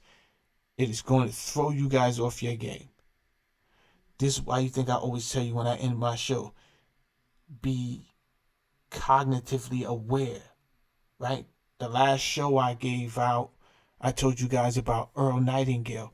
He is teaching how to control your thoughts. If you're laying down in bed, right, and you hear, I'm not even saying this to be funny and like, yo, you hear voices. No. When I say you hear voices, you can hear just the day, conversations throughout the day that you didn't even know you heard. They're just like, it's just like chitter chatter, right? You're trying to relax your mind and you hear chitter chatter. You're thinking about this and you're thinking about that and what you have to do, and then you have to reset and go back to, no, I'm supposed to be relaxing right now. If you ever gone through this where you're trying to really meditate and it's like your mind is so difficult to meditate because you keep thinking about something, you're not the only one. It's not you. You're not crazy. What I'm telling you is these things are designed. You're not bugging. You're not bugging. And my show today is here to prove that you're not bugging. I'm not a conspiracy theorist to the level. I'm a proud conspiracy theorist, right? But that's not what I'm doing right now. I'm not kicking something to you to either sound smart or freestyling. I'm not. It's not cap. It's not cap. All right, let's get back into this protein music. Choosing music. Use the computer program to turn the music into a special kind of text that shows how the music sounds. Okay, Second one, amino acid properties. They study things about amino acids to see if they could match these things to the music features. These include physical and chemical properties of amino acids and how they interact with other proteins. Okay. Mapping amino acids to music. They look at patterns in amino acids and try to map them to patterns in the music. Whoa, this is crazy. Choosing proteins. They got the sequence order of amino acids for these proteins from a database. Oh, God. Making protein music. They use their code to turn the sequence of amino acids into proteins into music. Each amino acid was like a musical note. All right, now watch this. Watch this.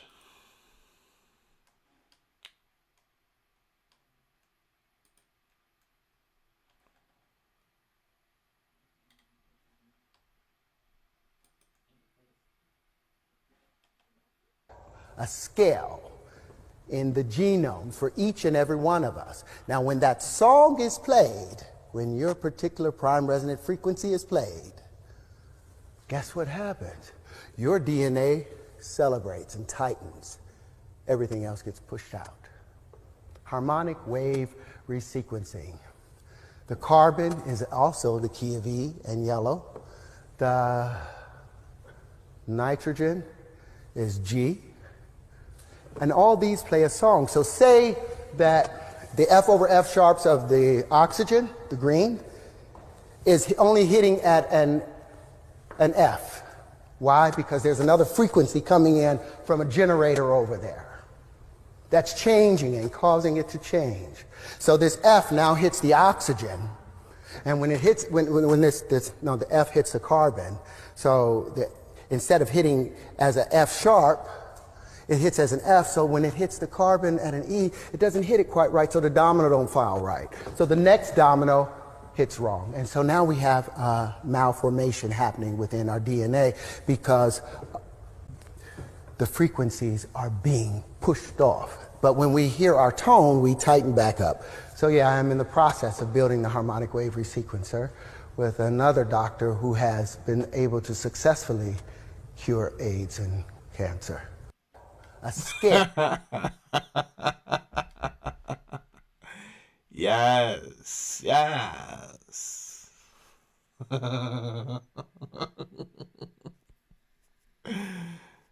Shout out to Terrence Howard, man.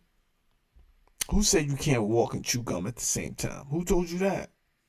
Or you can't be an actor and be a scientist? Who told you that? You don't know your history. Why did they even make it forbidden knowledge? Why did they make it esoteric knowledge? There's always some type of gatekeeper somewhere that's trying to keep you from understanding who you are. And that should infuriate you to the higher level till you say, wait. By now you should have been triggered to find out who you are, beloved. I'm telling you right now, it's going to blow your mind when you start to really find out the truth, and it's not going to even sound realistic. Like, wait, what? Bro, you are the first computer. You're a robot. You're an alien. How about those apples? You're artificial intelligence. How about those apples?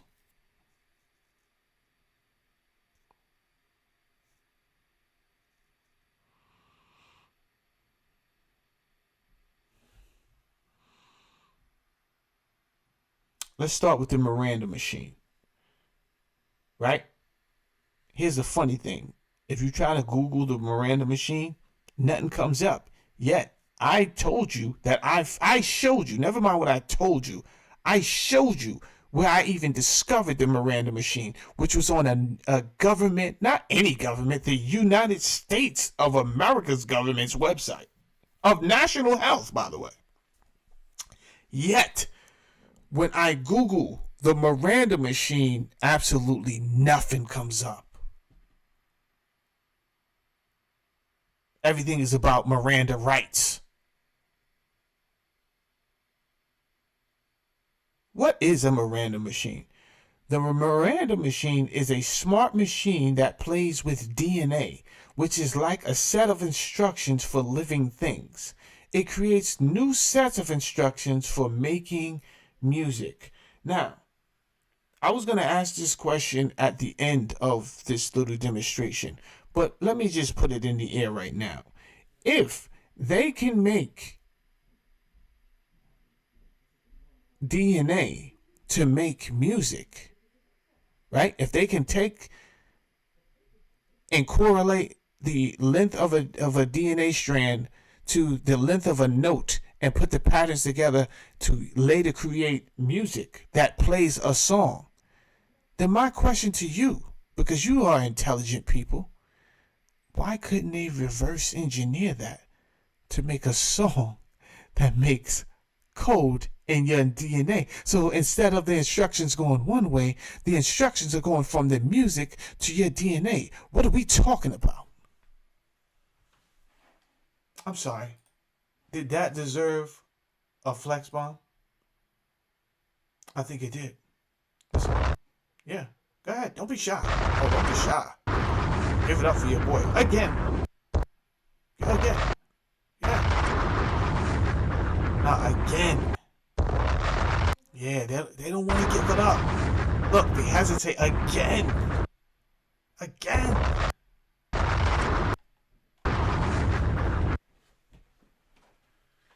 We are leaving.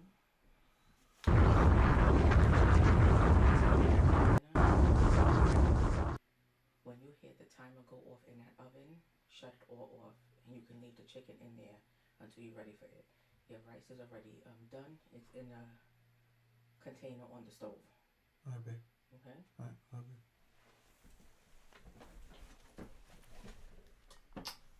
Actually, I don't trust that you're gonna hear the timer before the thing, because you're gonna have that on your head.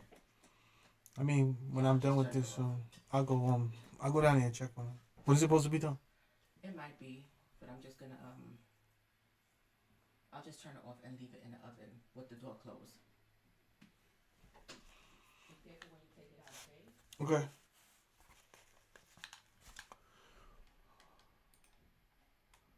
All right.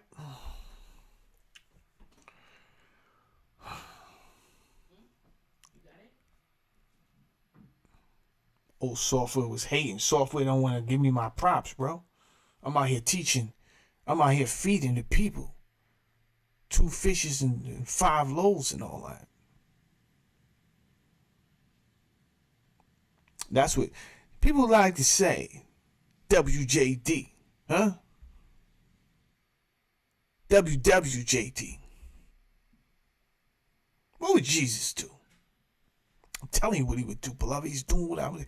Listen, I may teach and the way I may teach may offend some people, right? Because it's going to shock you. I know it's going to offend you. But that don't mean that the one they call Jesus, I don't respect him. You understand? Just because I'm telling you he's not who they said he was. He's not. Why would they teach you who he really was? That would be ridiculous. So if they can keep you praying to him instead of looking into yourself to really know how much power you got, you're always going to look to someone who's already passed and gone. What did he leave, though? He left a lot, right? Most of that information you do not have. Let's keep it 1,000. Most of that information you do not know, you do not have. So they got you in the cycle of ignorance, and you love being there. But they got to give you something, right? So they got to give you some of the codes to success.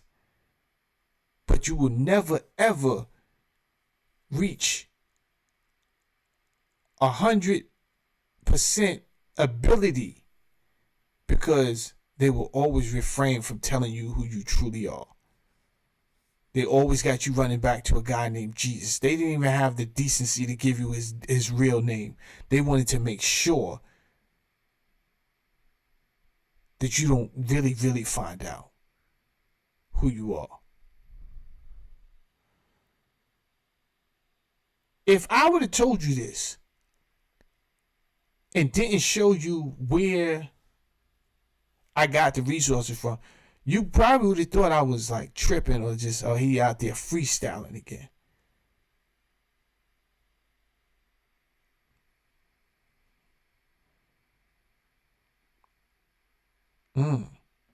That's wild. Double V out here trying to blow my mind. That's crazy, Double V. Art is official. Artificial. Ooh, amazing. Boss.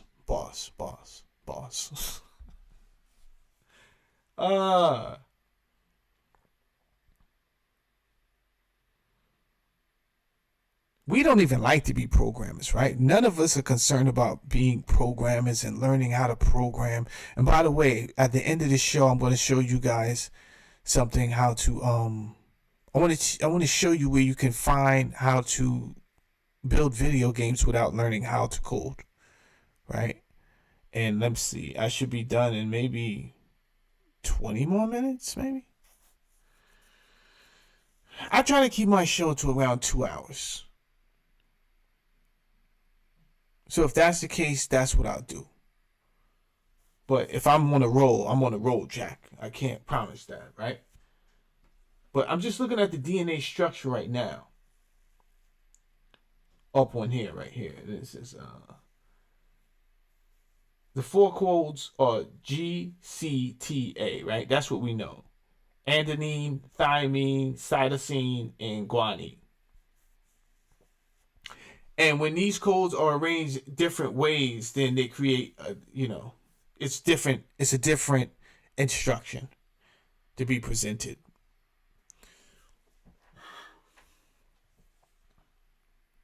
And that's amazing that this Miranda machine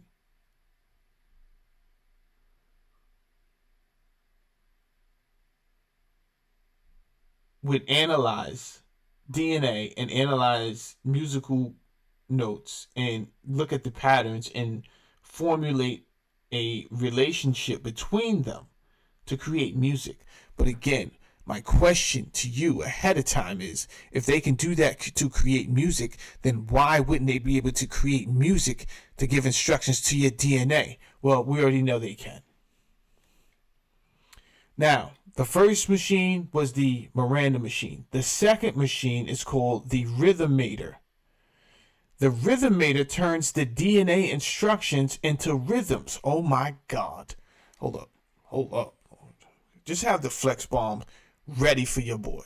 You understand? Just have it ready.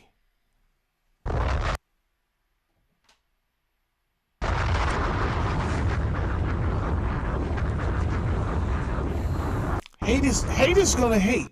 System don't want to give me my full, clear, funk's flex bomb, yo. Haters are gonna hate.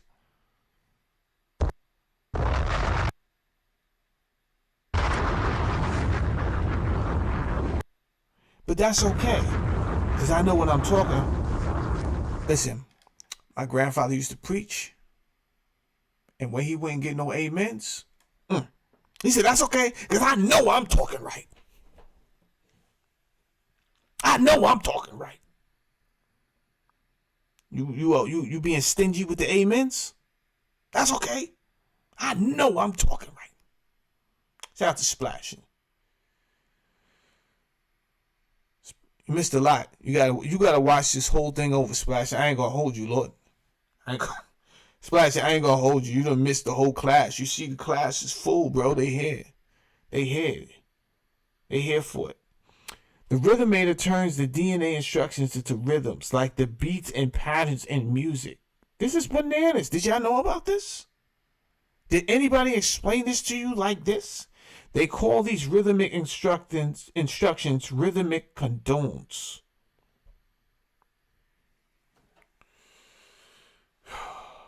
Wow.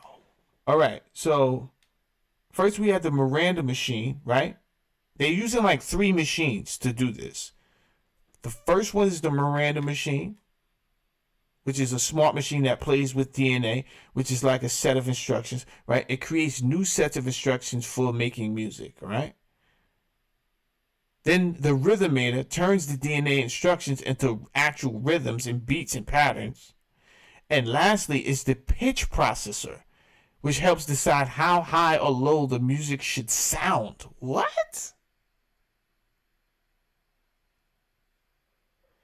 It looks at how the DNA-like instructions are arranged, kind of like how proteins fold in biology. Yo, you thought I was just a conspiracy theorist when I told you that the music makes them do certain things and behave certain things? You do know they had a whole program of mind control out here called the MK Ultra program, right? You do know that, right? You do know that most of the scientists that even worked on those projects were from the Nazi regime. You do know that, right? The same Nazis that tried to kill the Jews, right? This is the hypocrisy. You got to see if it makes sense. The same Nazis that tried to kill the Jews, right? Let's just slow this whole thing down and let's just take emotions out of it and just like really look at history. But if you don't know history, you don't know nothing, right? I'm shocked at how many people, and I'm not really shocked. That's cap. That's cap. Stop capping, Jamal. You shocked. First of all, let me not get up here and talk big-headed like I always knew that Israel was only there since 1948, because I did not. I learned this as a grown man. And I always heard the word Zionist.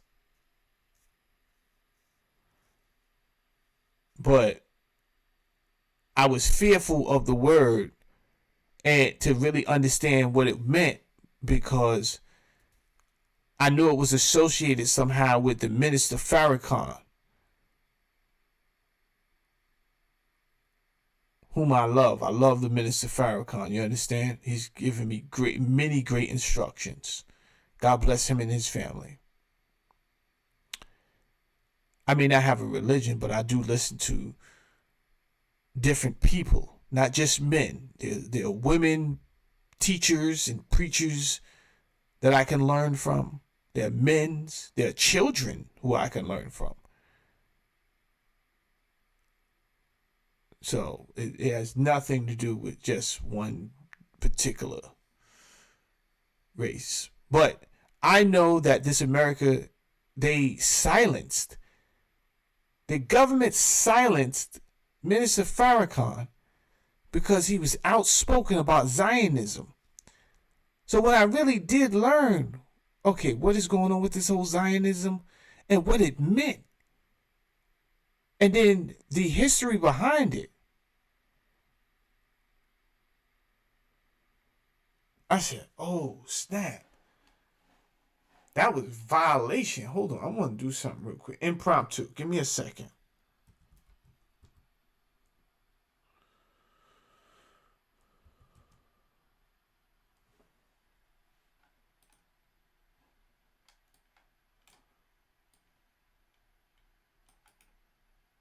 Impromptu. Don't go nowhere. Don't go nowhere. Nobody go anywhere.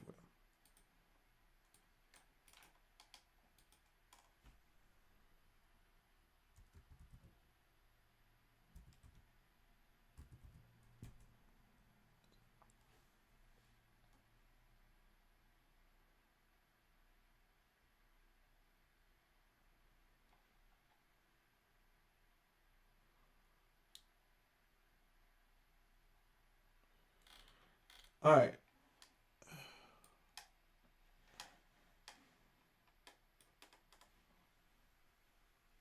You guys know I'm gonna blow this up for you, right? Just take it easy.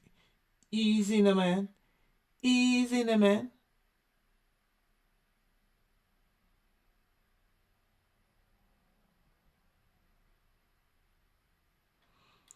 Now, I'm trying to find. Be careful when you read for information, right? Because sometimes you can read things. I've come across so many websites that look like phenomenal, and then it turns out like they're lying. let's start with Britannica. I don't know who is Theodore Hertz. And I think it's called Herzl, no? All right. This guy was an Austrian empire, now in Hungary. Okay. Founder of the political form of Zionism, a movement to establish a Jewish homeland.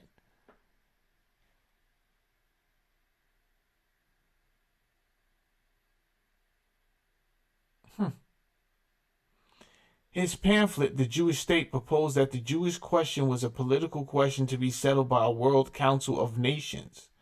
He organized... Now, first of all, a Jewish homeland. You mean a homeland for religious people? Why couldn't you guys just study and practice your religion and, wherever you were? Why did you have to have a homeland? Anyway, he organized a world Congress of Zionists that met in Basel, Switzerland in August 1897 and became the first president of the World Zionist Organization, established by the Congress. Although Herzl died more than 40 years before the establishment of the State of Israel.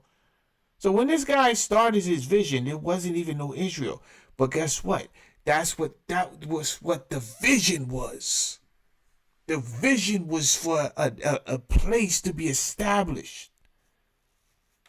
And obviously that came true. He was an indefatigable organizer, propagandist, I don't know what that word is, and diplomat who had much to do with making Zionism into a political movement of the world significance. Well, how did that work out, right? Because of this guy. Here we are, babies dying because Israel has no conscience now. None. The same Jews that were being killed and hunted in Germany are now doing the same thing to somebody else, and they want us to feel bad for Israel. You have to make it make sense. You have to make it make sense. Herzl was born of a well-to-do middle-class parents. I mean, I'm sure he was. He first studied in scientific secondary school, but to escape from its anti-Semitic atmosphere.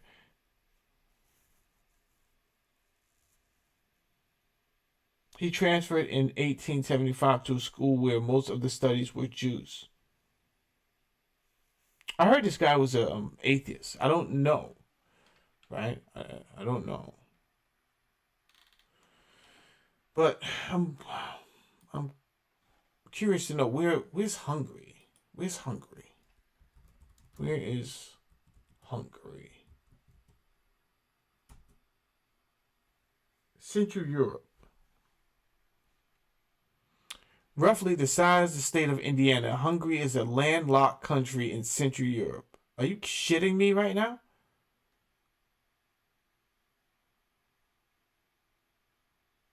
We let a fucking psychopath from Hungary, Jesus Christ.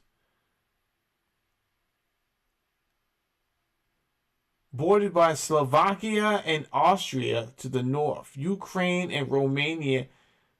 This is all a big play. This whole shit is a big play. Huh? It's all fun and games. It's all a big play. I don't know why I thought Budapest was somewhere in India. I guess the joke's on me. Budapest is in Europe. In fucking Hungary. Joke's on me.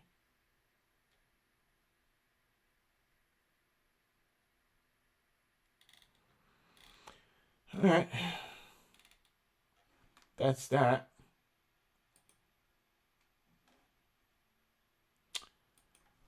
Let's look up something else. Semitic. Semitic. Relating to or denoting a family of languages that includes Hebrew, Arabic, Aramaic, and certain ancient languages such as Phoenician, Akkadian, constituting to the main subgroup of the Afro-Asiatic family. Really? So let me ask you something.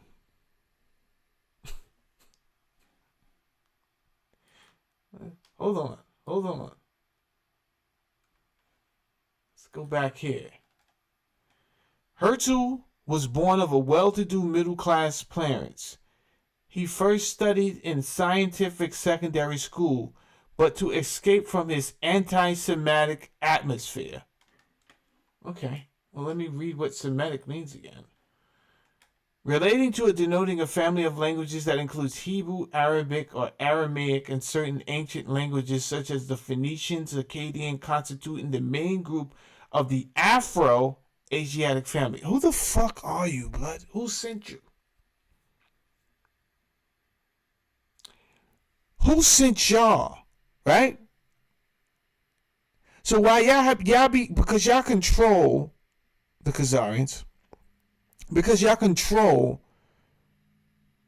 the media stations, y'all got a lot of, Khazarians got so much fucking money. Who do you think gave all that $30 million to Mason Cameron? That was a drop in the bucket. That was nothing. Here, take that. We could have gave you more, but you're just starting out. Let's see what you do with that. Guarantee you they are at 100 million the next time. It's nothing.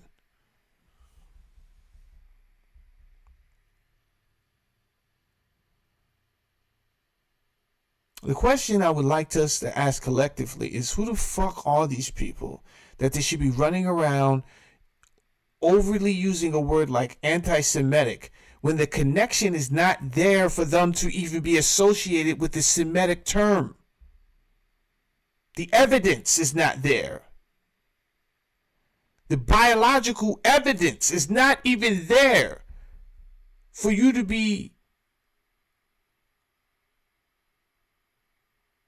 loosely using this term, which has its root foundation in Afro-Asiatic culture. Who are y'all? Which is a great question. Who the fuck are y'all? Because y'all definitely didn't want us to know about the Khazarian history. You tried to slide that under the rug, right? So what are we really talking about when we talk about Jews, right? Just the mention of Jews throws most the people high up, because remember, there are those that say they are Jews and are not. Hold up. You don't believe me, brother? You don't believe me.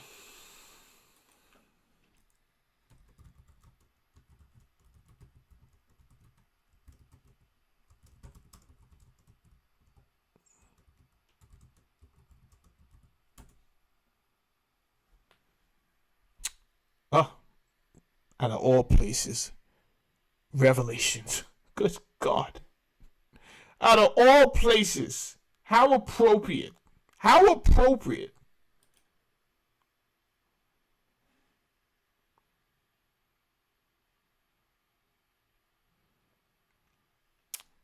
I know thy works in tribulation and poverty, but thou art rich, and I know the blasphemy of them that say they are Jews and are not, but are the synagogue of Satan.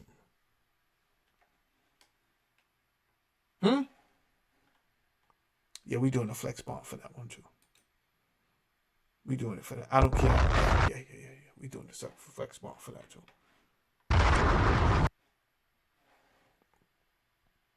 Yeah.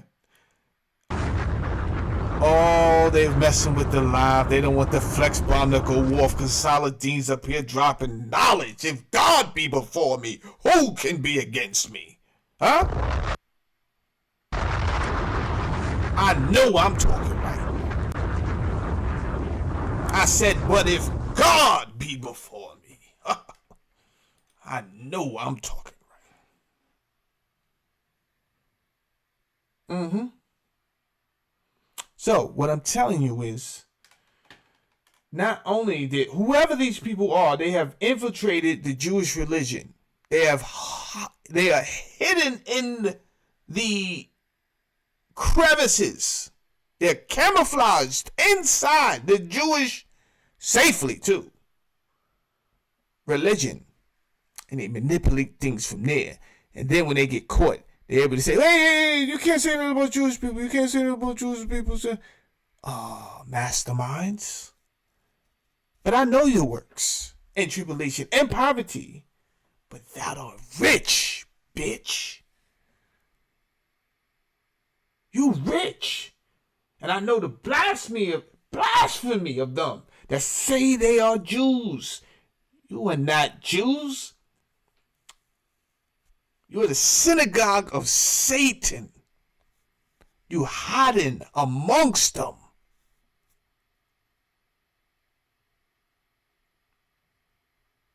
Yeah.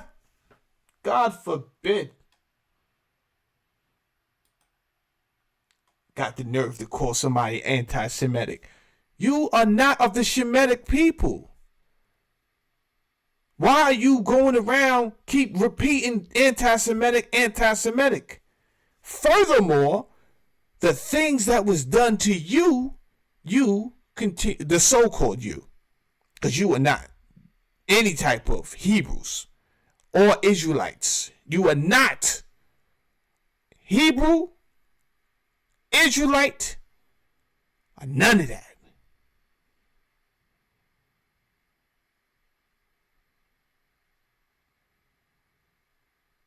Now,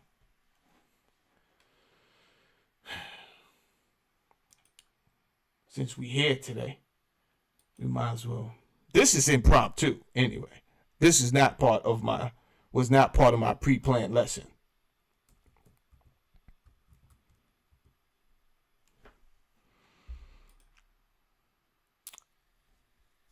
Ashkenazi Jewish. About half of Jewish people around the world today identify as Ashkenazi, meaning that they descend from Jews who lived in Central or Eastern Europe. The term was initially used to define the distinct cultural group of Jews who settled in the 10th century of the Rhineland of Western Germany.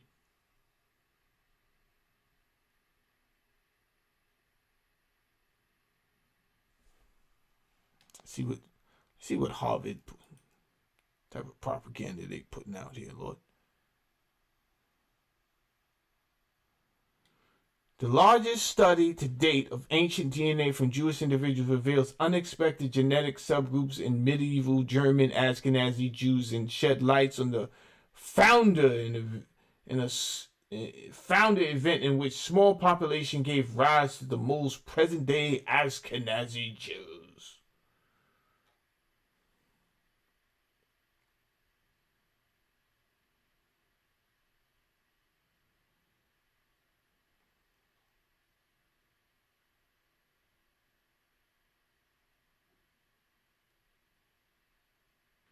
The analysis revealed two distinct subgroups within the remains, one with greater Middle Eastern ancestry, which may represent Jews with origins in Western Germany, and another with greater Eastern and Central European ancestry.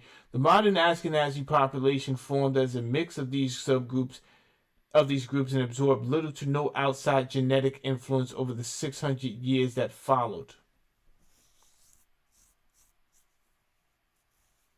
They're trying their hardest to get to that group.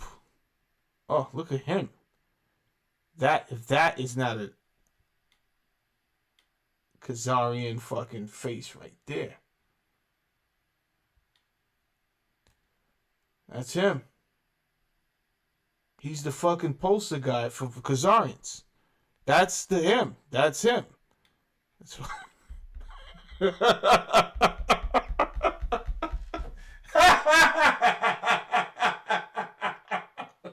That's the fucking guy. That's him. You're like, who's that? That's the fucking Khazarian I was telling you about all these years. What are you talking about, Saladin? That's the fucking guy. Saladin, you're bugging. Alright? Telling you, that's the... They kill what's good, bro. I'm bullshitting up here. Yo, Zeke, I'm still on the live, baby. Okay. All right. Yeah, what? What?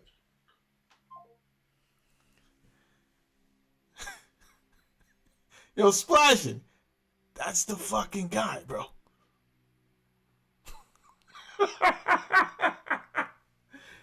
Ah, we found him. Who'd you find? The Khazarian. I was telling you about him all this time. What are you talking about? That's him.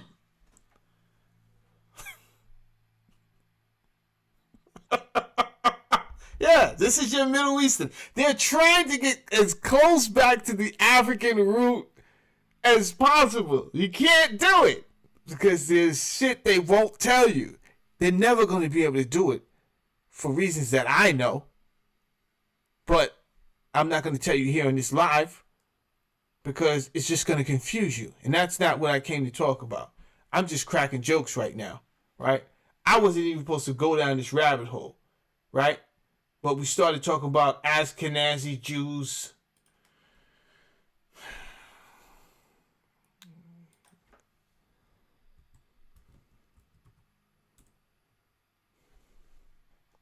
All right, we looked up Ashkenazi Jews.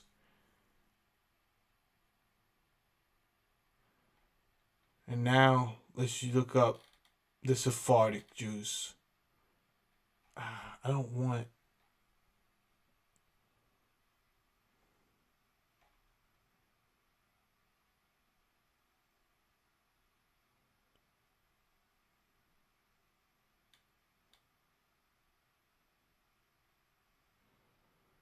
Let's go with Britannica. Sephardic, member of the descendants of the Jews who lived in Spain and Portugal from at least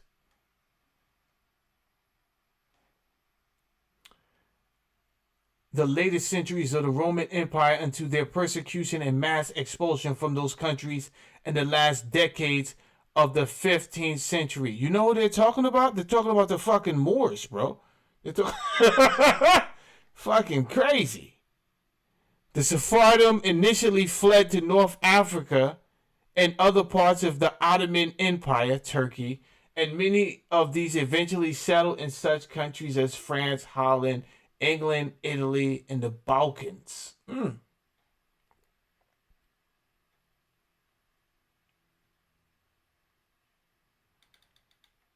They keep on trying to take someone else's storyline, bro.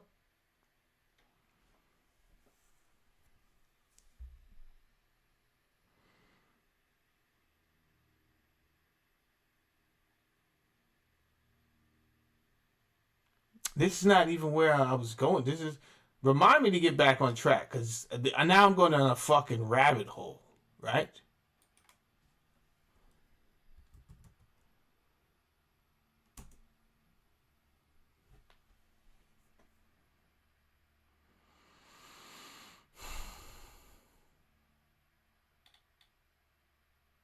White man is devious. He's always trying to take credit for shit.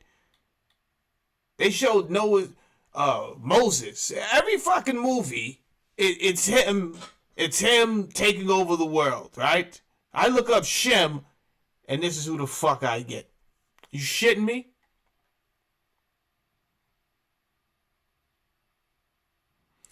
Islamic literature describes Shem as... Why are we going from Islamic literature? No disrespect to the Muslims, but you came like way later on, right? So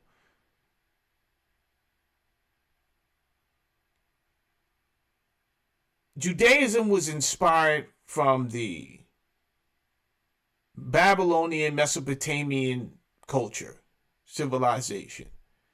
Christianity was inspired out of the Judaic religion, and then 500 years later, Islam was birthed. Why are we taking... Why would I start at the last civilization? Who knows what type of fucking telephone games that they're getting their information from?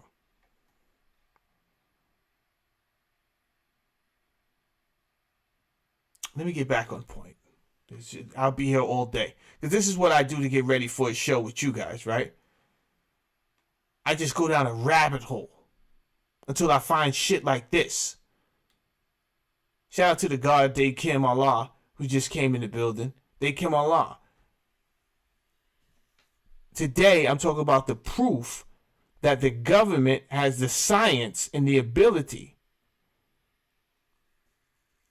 to turn DNA code into music. So my thing is this. Why couldn't we reverse engineer this? If we have the ability to turn DNA code into music, why couldn't we turn music into instructions for DNA? But we can. But today I show the proof. And hit the like button, because you're not gonna sound like you're gonna find everyone talking about this. Right? Everyone hit the like button, bro. Make sure you hit the like button. Because it's not like it's going to be, wow, 50 videos on what I'm talking about. I haven't looked up how many videos is out there. But I'm a one-of-a-kind deal over here. You're not getting it like this. It's nothing to do with me. I give all praises to the Most High God. Alright? So I think we already went over the pitch processor was the last thing. We went over the Miranda machine, which is the smart machine that plays with the DNA, that creates new sets of instructions for making music. Then we went over the rhythmator, which turns the DNA instructions into rhythms and beats and patterns. And then the pitch processor, which helps decide how high or low the music should sound. Okay? Now, let's discuss the amygdala hijack, when emotions take over. I'm telling you, nobody's giving it up like this. So this is what we could do, bro. You understand? If y'all want to hit that Cash App, you understand? Little $3 and all that. Little $3 and all that. Like, yo, Saladin's out here working, man. I ain't never heard this shit before. Yeah. Little $2 and all that. Bang out. Let go. Let that Cash App go. $5 and all that.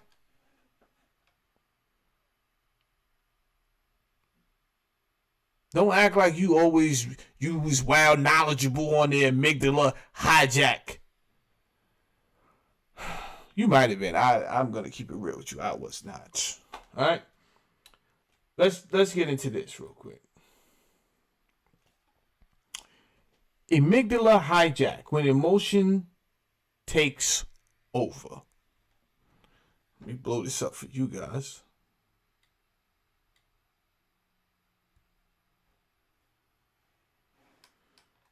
All right. Come on. Medically reviewed by Karen Gepp. She's a doctor. And Kimberly Holland. What? Updated on March 16th of this year, 2023. Well, look at that.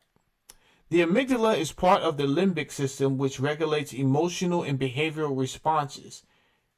And amygdala hijack is a fight or flight response to stress. To better understand what amygdala hijack is, you'll need to understand a bit about how the brain functions. You also need to understand two specific parts of the brain, the amygdala and the frontal lobes. Well, listen, baby, I'm all ears. Talk to me. Fight or flight. The amygdalae are clusters of almond-shaped cells located in the brain's base. Everyone has two in each hemisphere. They define and regulate emotions, stores memories, and attach those memories to specific emotions. Wow. The amygdala also activates the flight or flight response. This response can help people in immediate physical danger react quickly to their safety and security. For example, the fight or flight response helped early humans respond to threats to avoid injury or death. You know, it's funny that she would say that.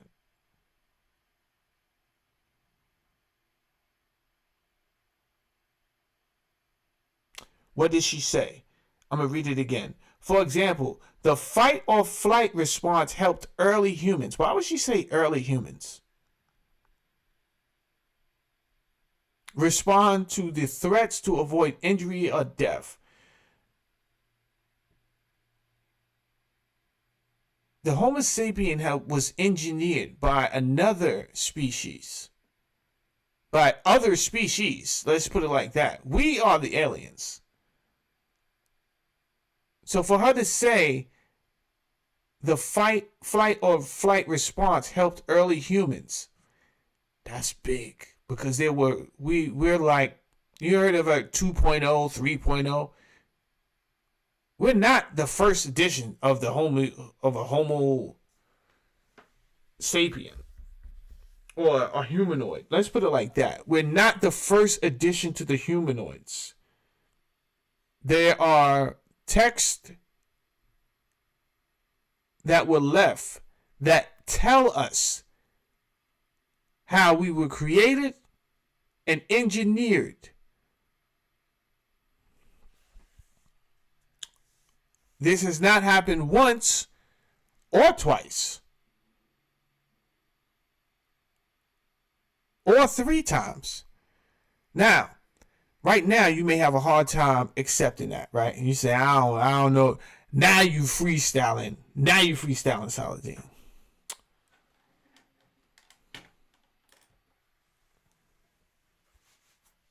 I thought you would say that. So I just thought it would be cool to remind you at this point in time, they've already admitted to cloning other living forms. I just wanted, before you went off on a rant about how I'm freestyling and how you don't believe that we were engineered by other species, I would just like to let you know that not only can they edit DNA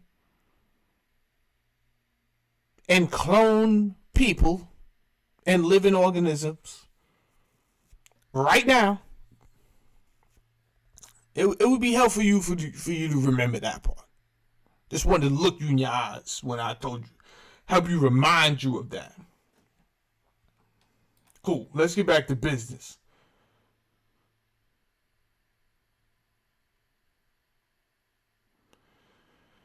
The amygdala activates this flight or fight response without any initiative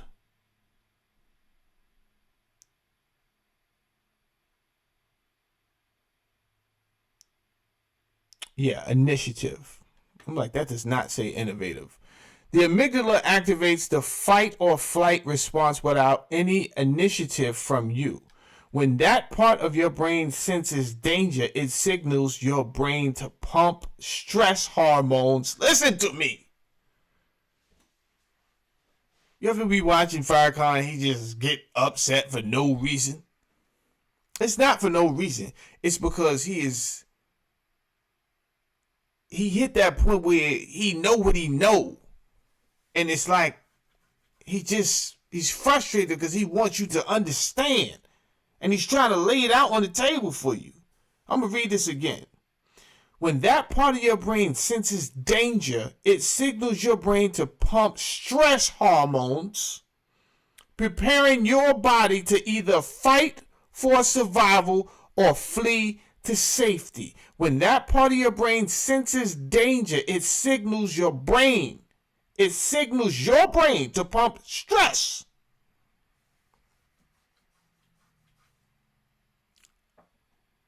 You're going to see in a second why I'm stressing that part.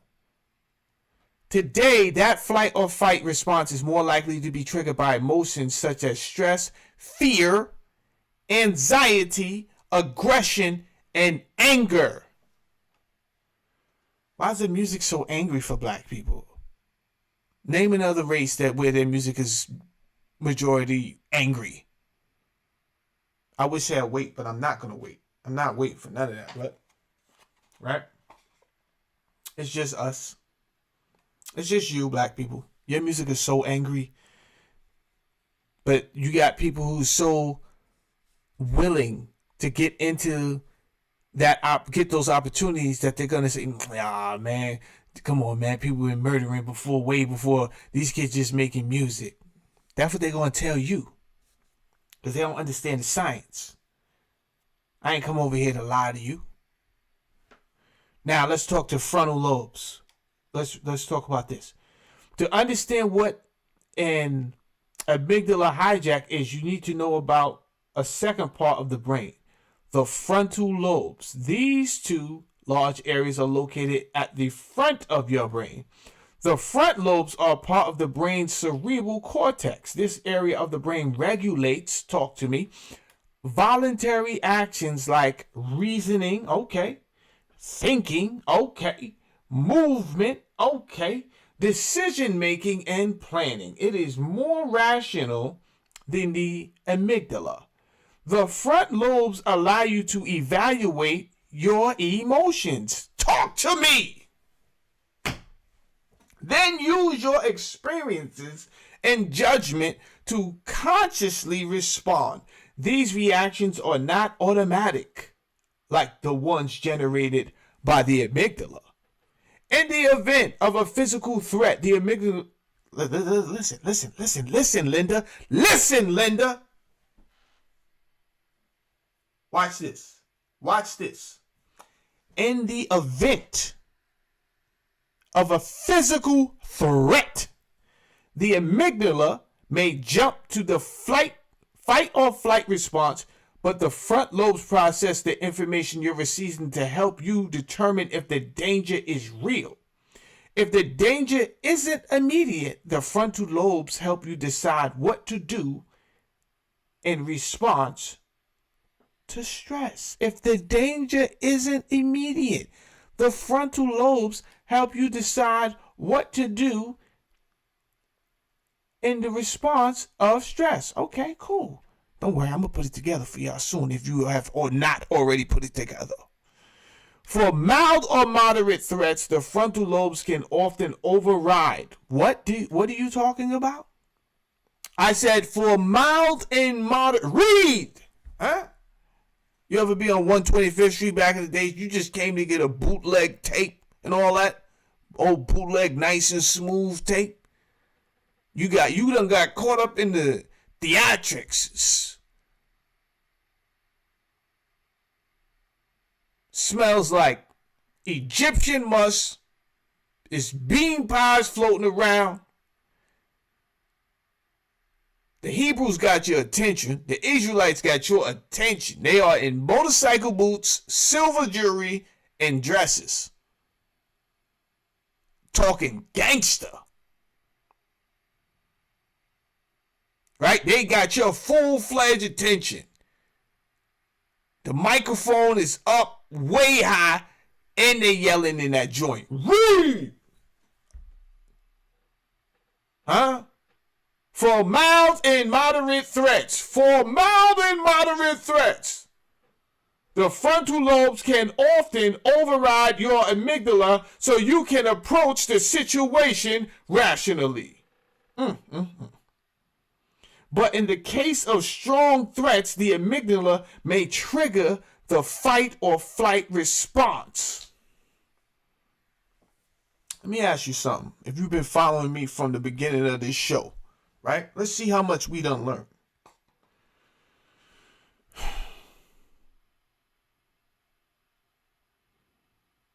Because I think we done learned a little bit, right? Because now that we know that the ability to override the frontal lobe and go straight to the amygdala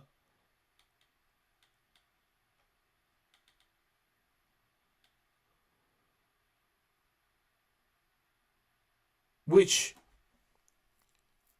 is the trigger for fight or flight response and can trigger emotions such as stress, fear, anxiety, aggression, and anger, right?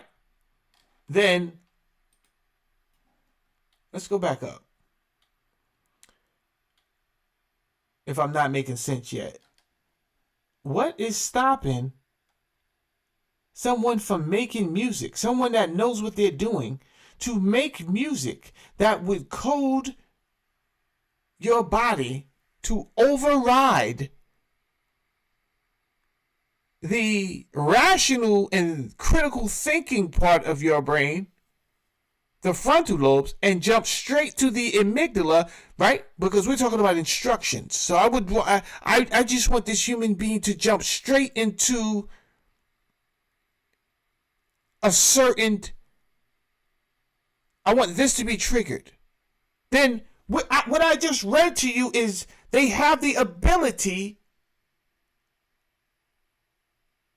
to code the instructions and music. That's what I just told you, but you didn't believe me. Because it's all cap.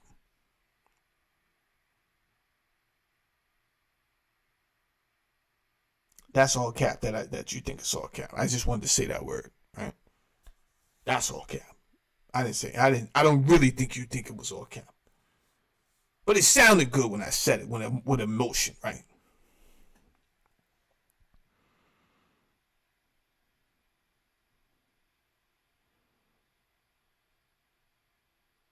But I told you. And guess what? That's not the only way they got planned for you to instruct you on, to persuade you in certain areas. This thing is bigger than Nino Brown, but this is what we talk about today. This is what we talk about today. So that is an amygdala hijack.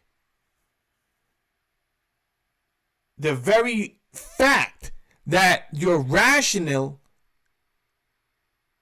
and critical thinking aspect of your cognition can be overridden and jump straight to stress, anxiety, fear, anger.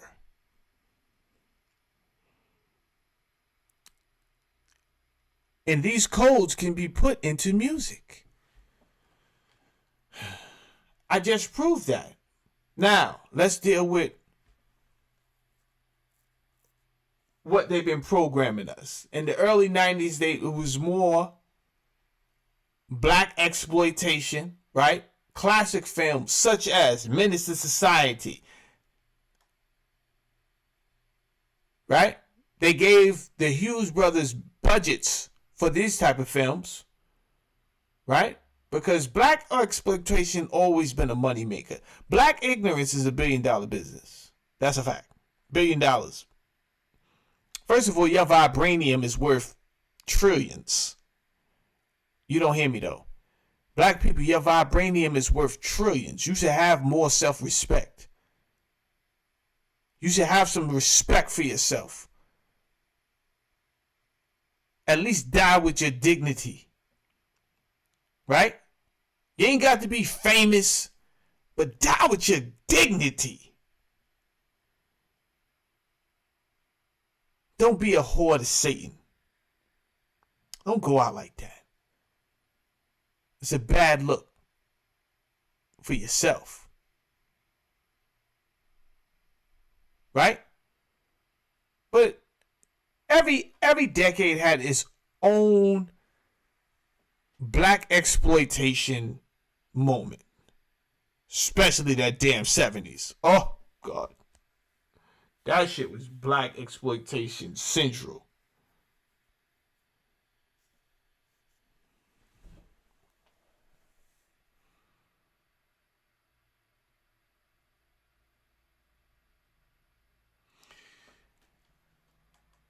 '90s, it came back hard.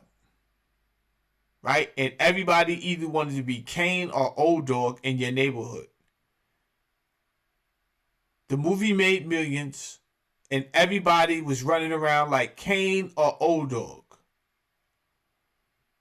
They told us, they programmed to us who we were going. They didn't have to sit down and say, okay, boys and girls, black people, I want you guys to behave like savages. No. They put it in the frequency, in the imagery, because they understood the science and we did not, because they did not let us know who we were. They refrained from from allowing us to know our history. They refrained from allowing us to know their history. How real is that? How real is this? But you can hit the like button and don't be shy on the Cash App. $2. Don't be shy. Don't be shy. $1. Don't be shy.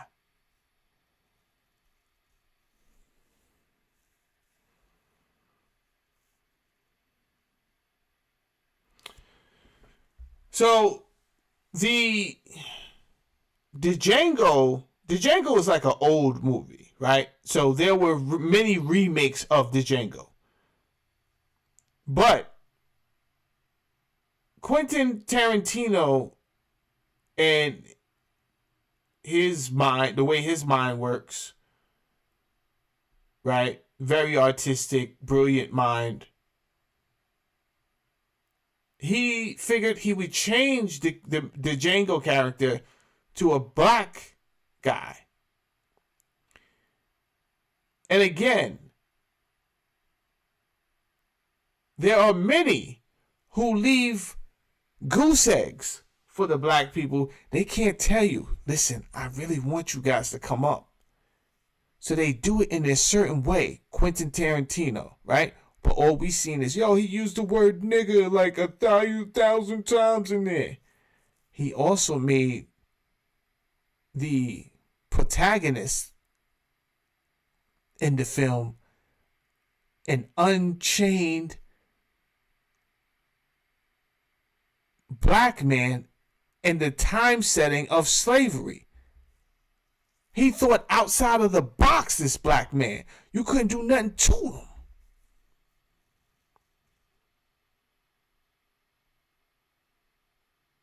He's a vigilante. He's out here getting vigilante justice.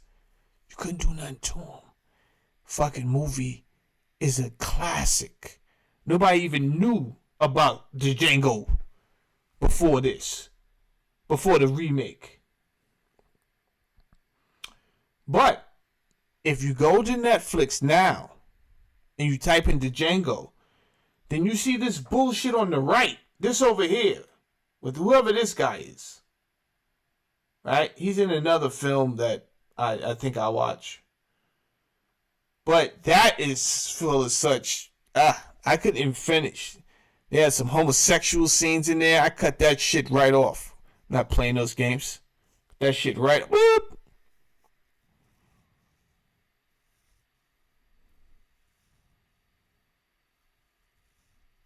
We're not normalizing that.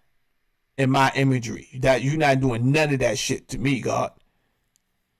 I know who I am.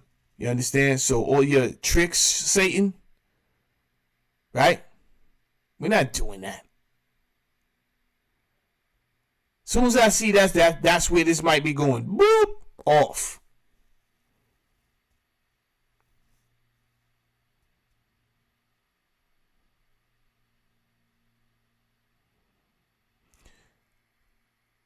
Why did they even redo Django again? I thought that Django was good. Why did they come out with a series, Django? In my opinion, they had to rewrite that bad boy, right? Just the same way they rewrite all the greats. None will die without you falling, unless you are truly aligned and you have gave your full vow and commitment to the other side, right? Michael Jordan. You don't hear Michael Jordan involved in anything. In anything. He can't afford it. Oprah Winfrey, she's not getting involved in shit. She don't got no voice about nothing. That's it. You become too boisterous, too Bill Cosby, you're going down. Prince, you going down. Yeah, but he raped this and he did. He was going down the moment he said he wanted to buy NBC. We already know what type of imagery you want to put out, Bill Cosby. You want to put out images of intelligent, young, cool black people that could still wear Jordans, that could still wear baggy jeans, but they respect their females. They're chasing after intelligence. They're seeking out the requirements that will allow them to get paid higher rather than risking it all for a lower result or detrimental result. Them ending up in jail or the grave. No, we know what you want to do, Bill Cosby. You ain't going to come over with that bullshit showing a two-parent home of successful black people. You're not doing it. You're not going to make that. That's not what we doing. We show one parent homes over here in our shows. Mo to the E to the, right? We showing one parent single black family shows, nigga.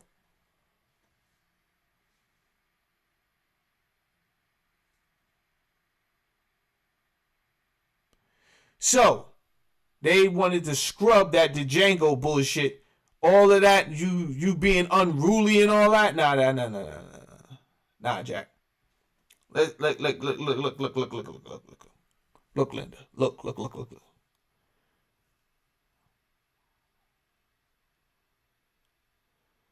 We will program and tell you. Shout out to the real Ming E. Rivers.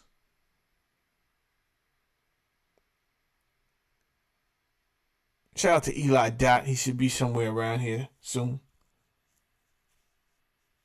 We will tell you and program you. Look, we so ignorant, we don't even know he telling us how to do, who to be. Now that's a fucking Geppetto for your ass. That's a Geppetto.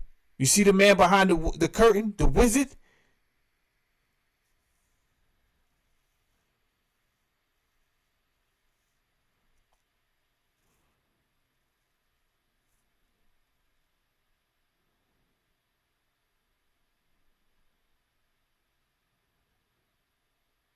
Amazing. Why you love the devil?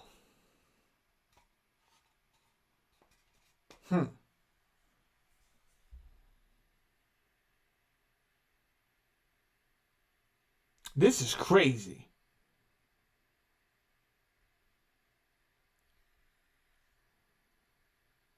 Our women, the image they're putting out, and more women we're starting to see become the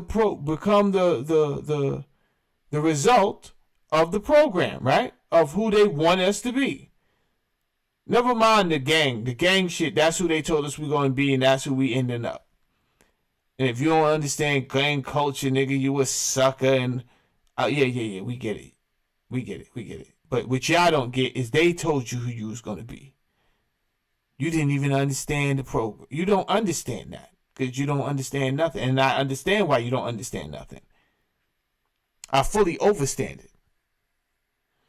But why we got people like Drake up here throwing up gang signs, perpetuating this bullshit? Drake, you you come from a good home, bro. Of a Jewish home. What the fuck are you doing out here, Drake? You try to make it seem like, oh, you came from the worst home in Toronto. Fuck out of here, Drake. What gang was you in, bro? Why would you wait to become a grown, successful man?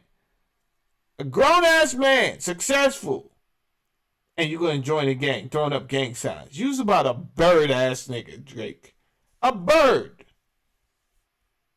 A fucking bird.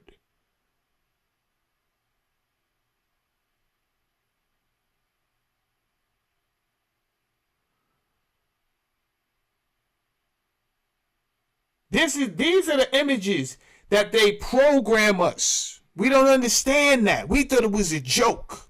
Oh, you can hit the like button. Because ain't nobody teaching like Saladin. right? It's only a few. It's only a few. Shout out to the Honorable Minister Farrakhan. It's only a few that's going to give you the truth.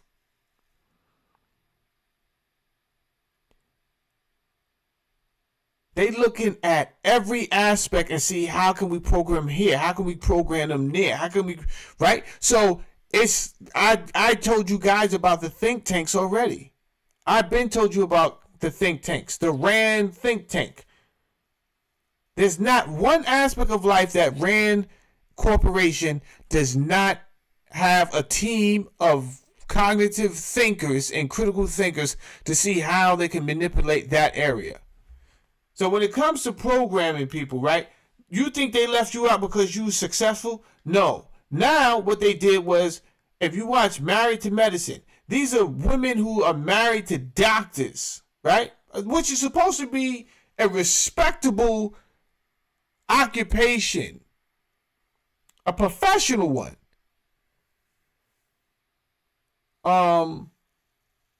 What they doing? They in there acting ratchet as professionals. Got us looking crazy as professional. That show Baddies, forget about it. It's just some bullshit on steroids. It's just, here's Baddies. I'm just going to sum it up for you. It's just a bunch of women calling each other bitches for 30 minutes an episode and wanting to fight each other. Behavioral engineering. Love and hip hop. Shout out to Yandy, get your money, girl. Shout out to Mandices. Right? Get it how you live. I'm not here to shit on your parade, but then again, I'm not here for you at all. I'm just here for, I wasn't sent by you. I wasn't sent by you.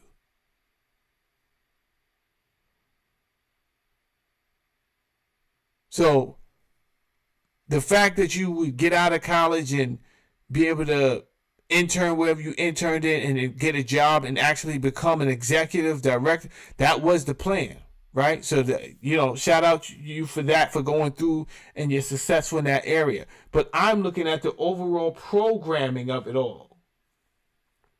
And the fact that you came with an idea and the idea had to fall somewhere in the category of some type of self-destruction, of us looking and behaving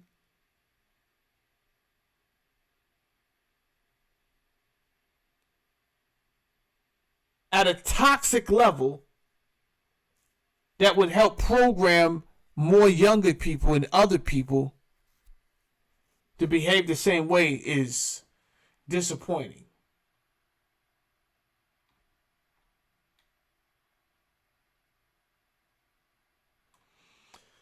Where we at? Oh, we almost 3 hours. But guess what? The show is over. I gotta go check on the food my wife left me. If you're just now coming in, what you want to do is you definitely want to check out the replay.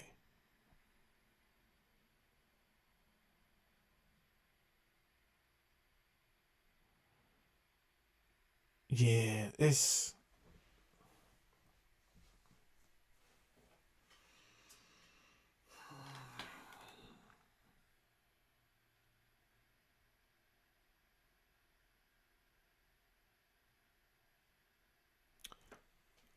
if you're listening to me on Amazon Music right now, thank you for listening to the Pokerfaced Society podcast. And I thank you for your support. Please share this podcast. And I look forward to meeting with you guys on the next episode. Goodbye. All right. So that was for the people on the podcast.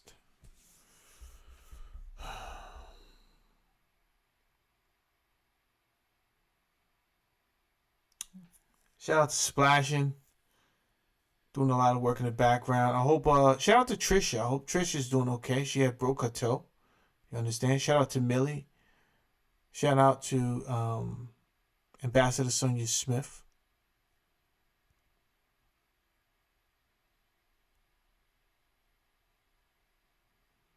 Shout out to GTN Basketball is in the house. GTN Basketball is another one. Randomly. I said that in my last live. Randomly. I'll just get a cash out from out of nowhere. It's an amazing thing. I always wonder, like, yo, what did they watch that made them just donate out of the clear blue sky like that? What video was it? Because I'm out here working. All right, man. It's 2:20 here on the East Coast.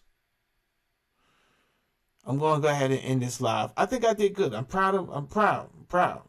It came out good, this show. Right? So the biggest thing that we was able to show and prove today was they are able to put code inside of the music and send that frequency straight to your genes, to your DNA. Amazing. I think this is one for the books.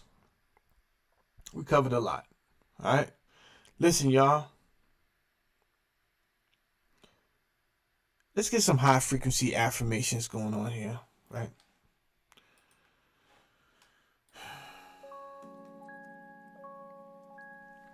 Let's get some high affirmation frequencies going here.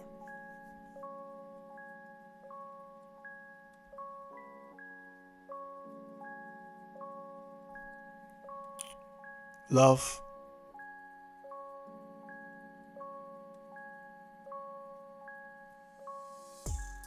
healing,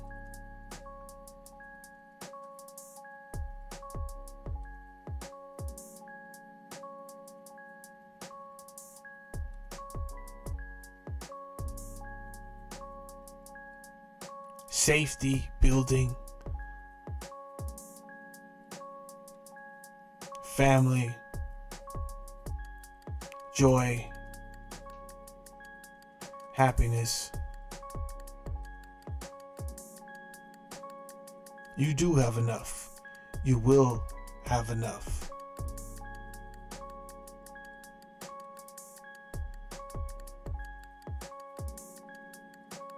You are good enough. You are good enough.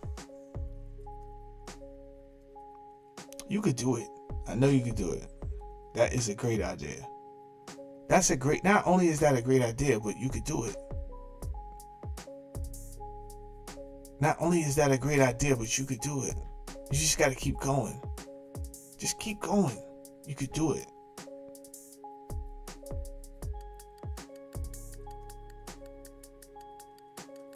Everyone's not going to see your vision, but you got this. You can see this out.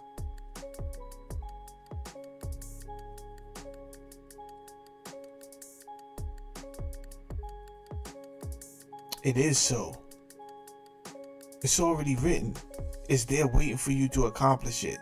It's already written. In the beginning was the Word, and the Word was God, and the Word was with God. You got to speak that thing into existence. Can you see it? You can see it. Say it out loud what it is you want. Say it. You got this. Stay focused. You got to breathe.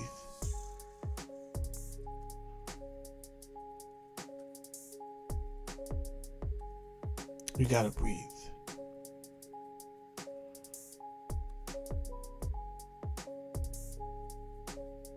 When you inhale that air, there are elements within that air that is gonna move energy throughout your body, right? This is why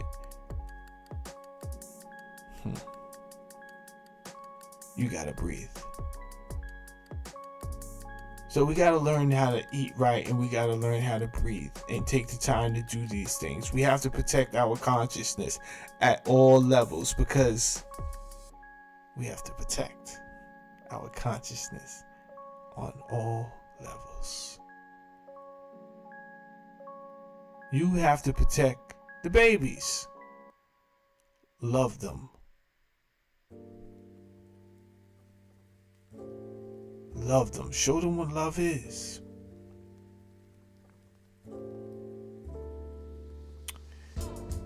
Because whatever you show them is programming and instructions that will be passed off to them in their genetic code. Remember that. They will pass that on to someone else. We are the first computers, bro. The computers that they use down here on Earth was designed off of the Homo sapiens sapien anatomy.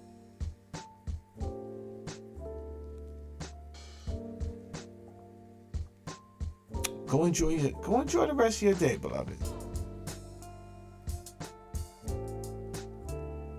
Tell someone today that you love them. Don't wait until you see them some random day. Who said you're going to see them that random day? You could be, or tell them today.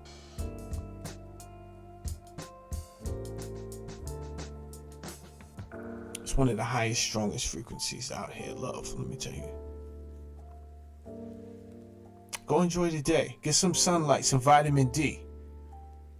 It's cold outside, so I'm not gonna tell you no craziness like take off your shoes and get the magnetic connection from the earth and all that. Yo, bro, it's cold outside.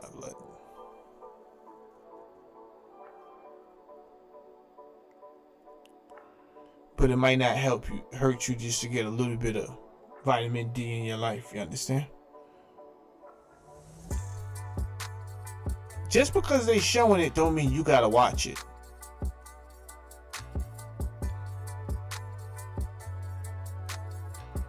Just because they showing it don't mean you gotta watch it.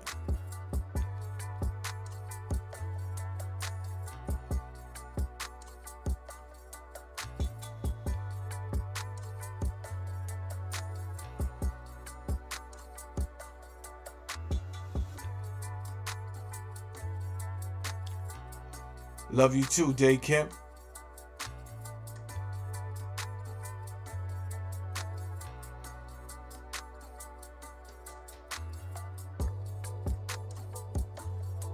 There you go, man.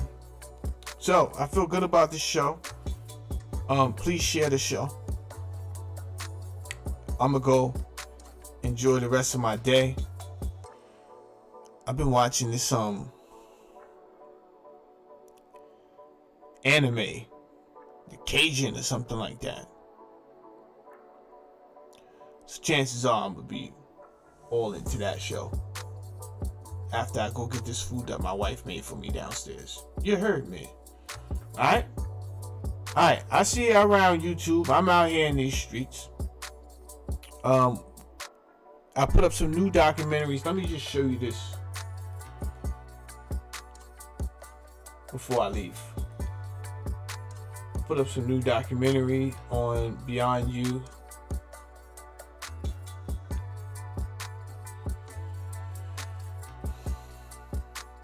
Alright, you can go to www.beyondyou.tv. I don't put the link because YouTube frowns upon putting external links. They're not gonna help you. Like, they're gonna sabotage you every chance they get. So I'm good. I told you about the website, so you guys can come here. I got another meeting this week with Paramount, and we're trying to no. We're not trying. I got another meeting this week with Paramount, and what they did was they're designing out the programming for the platform. So, it had regular shows like NCIS, all that other stuff, and they're just gonna have movies and all that other stuff, right? But in the meantime, between time,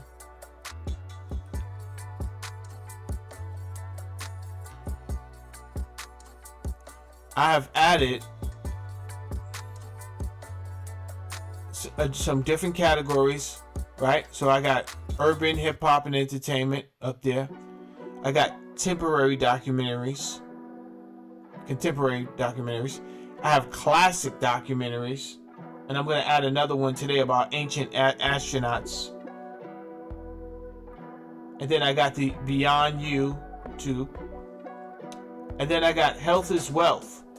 And these documentaries down here and this information down here is stuff that you can't get on the internet, right?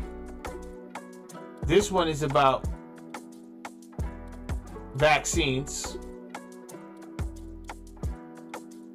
But this is stuff that YouTube told me I can't talk about. So because YouTube won't let me talk about it, you can only see the truth over at www.beyondyou.tv. We have the apps coming in first quarter of 2024.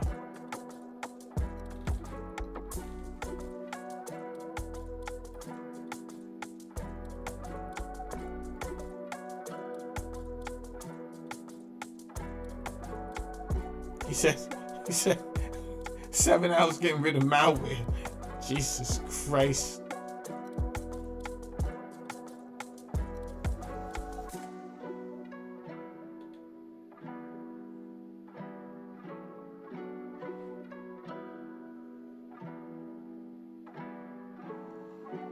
All right. Thank you, WV. WV say this is a great show. I agree. That being said, love and loyalty.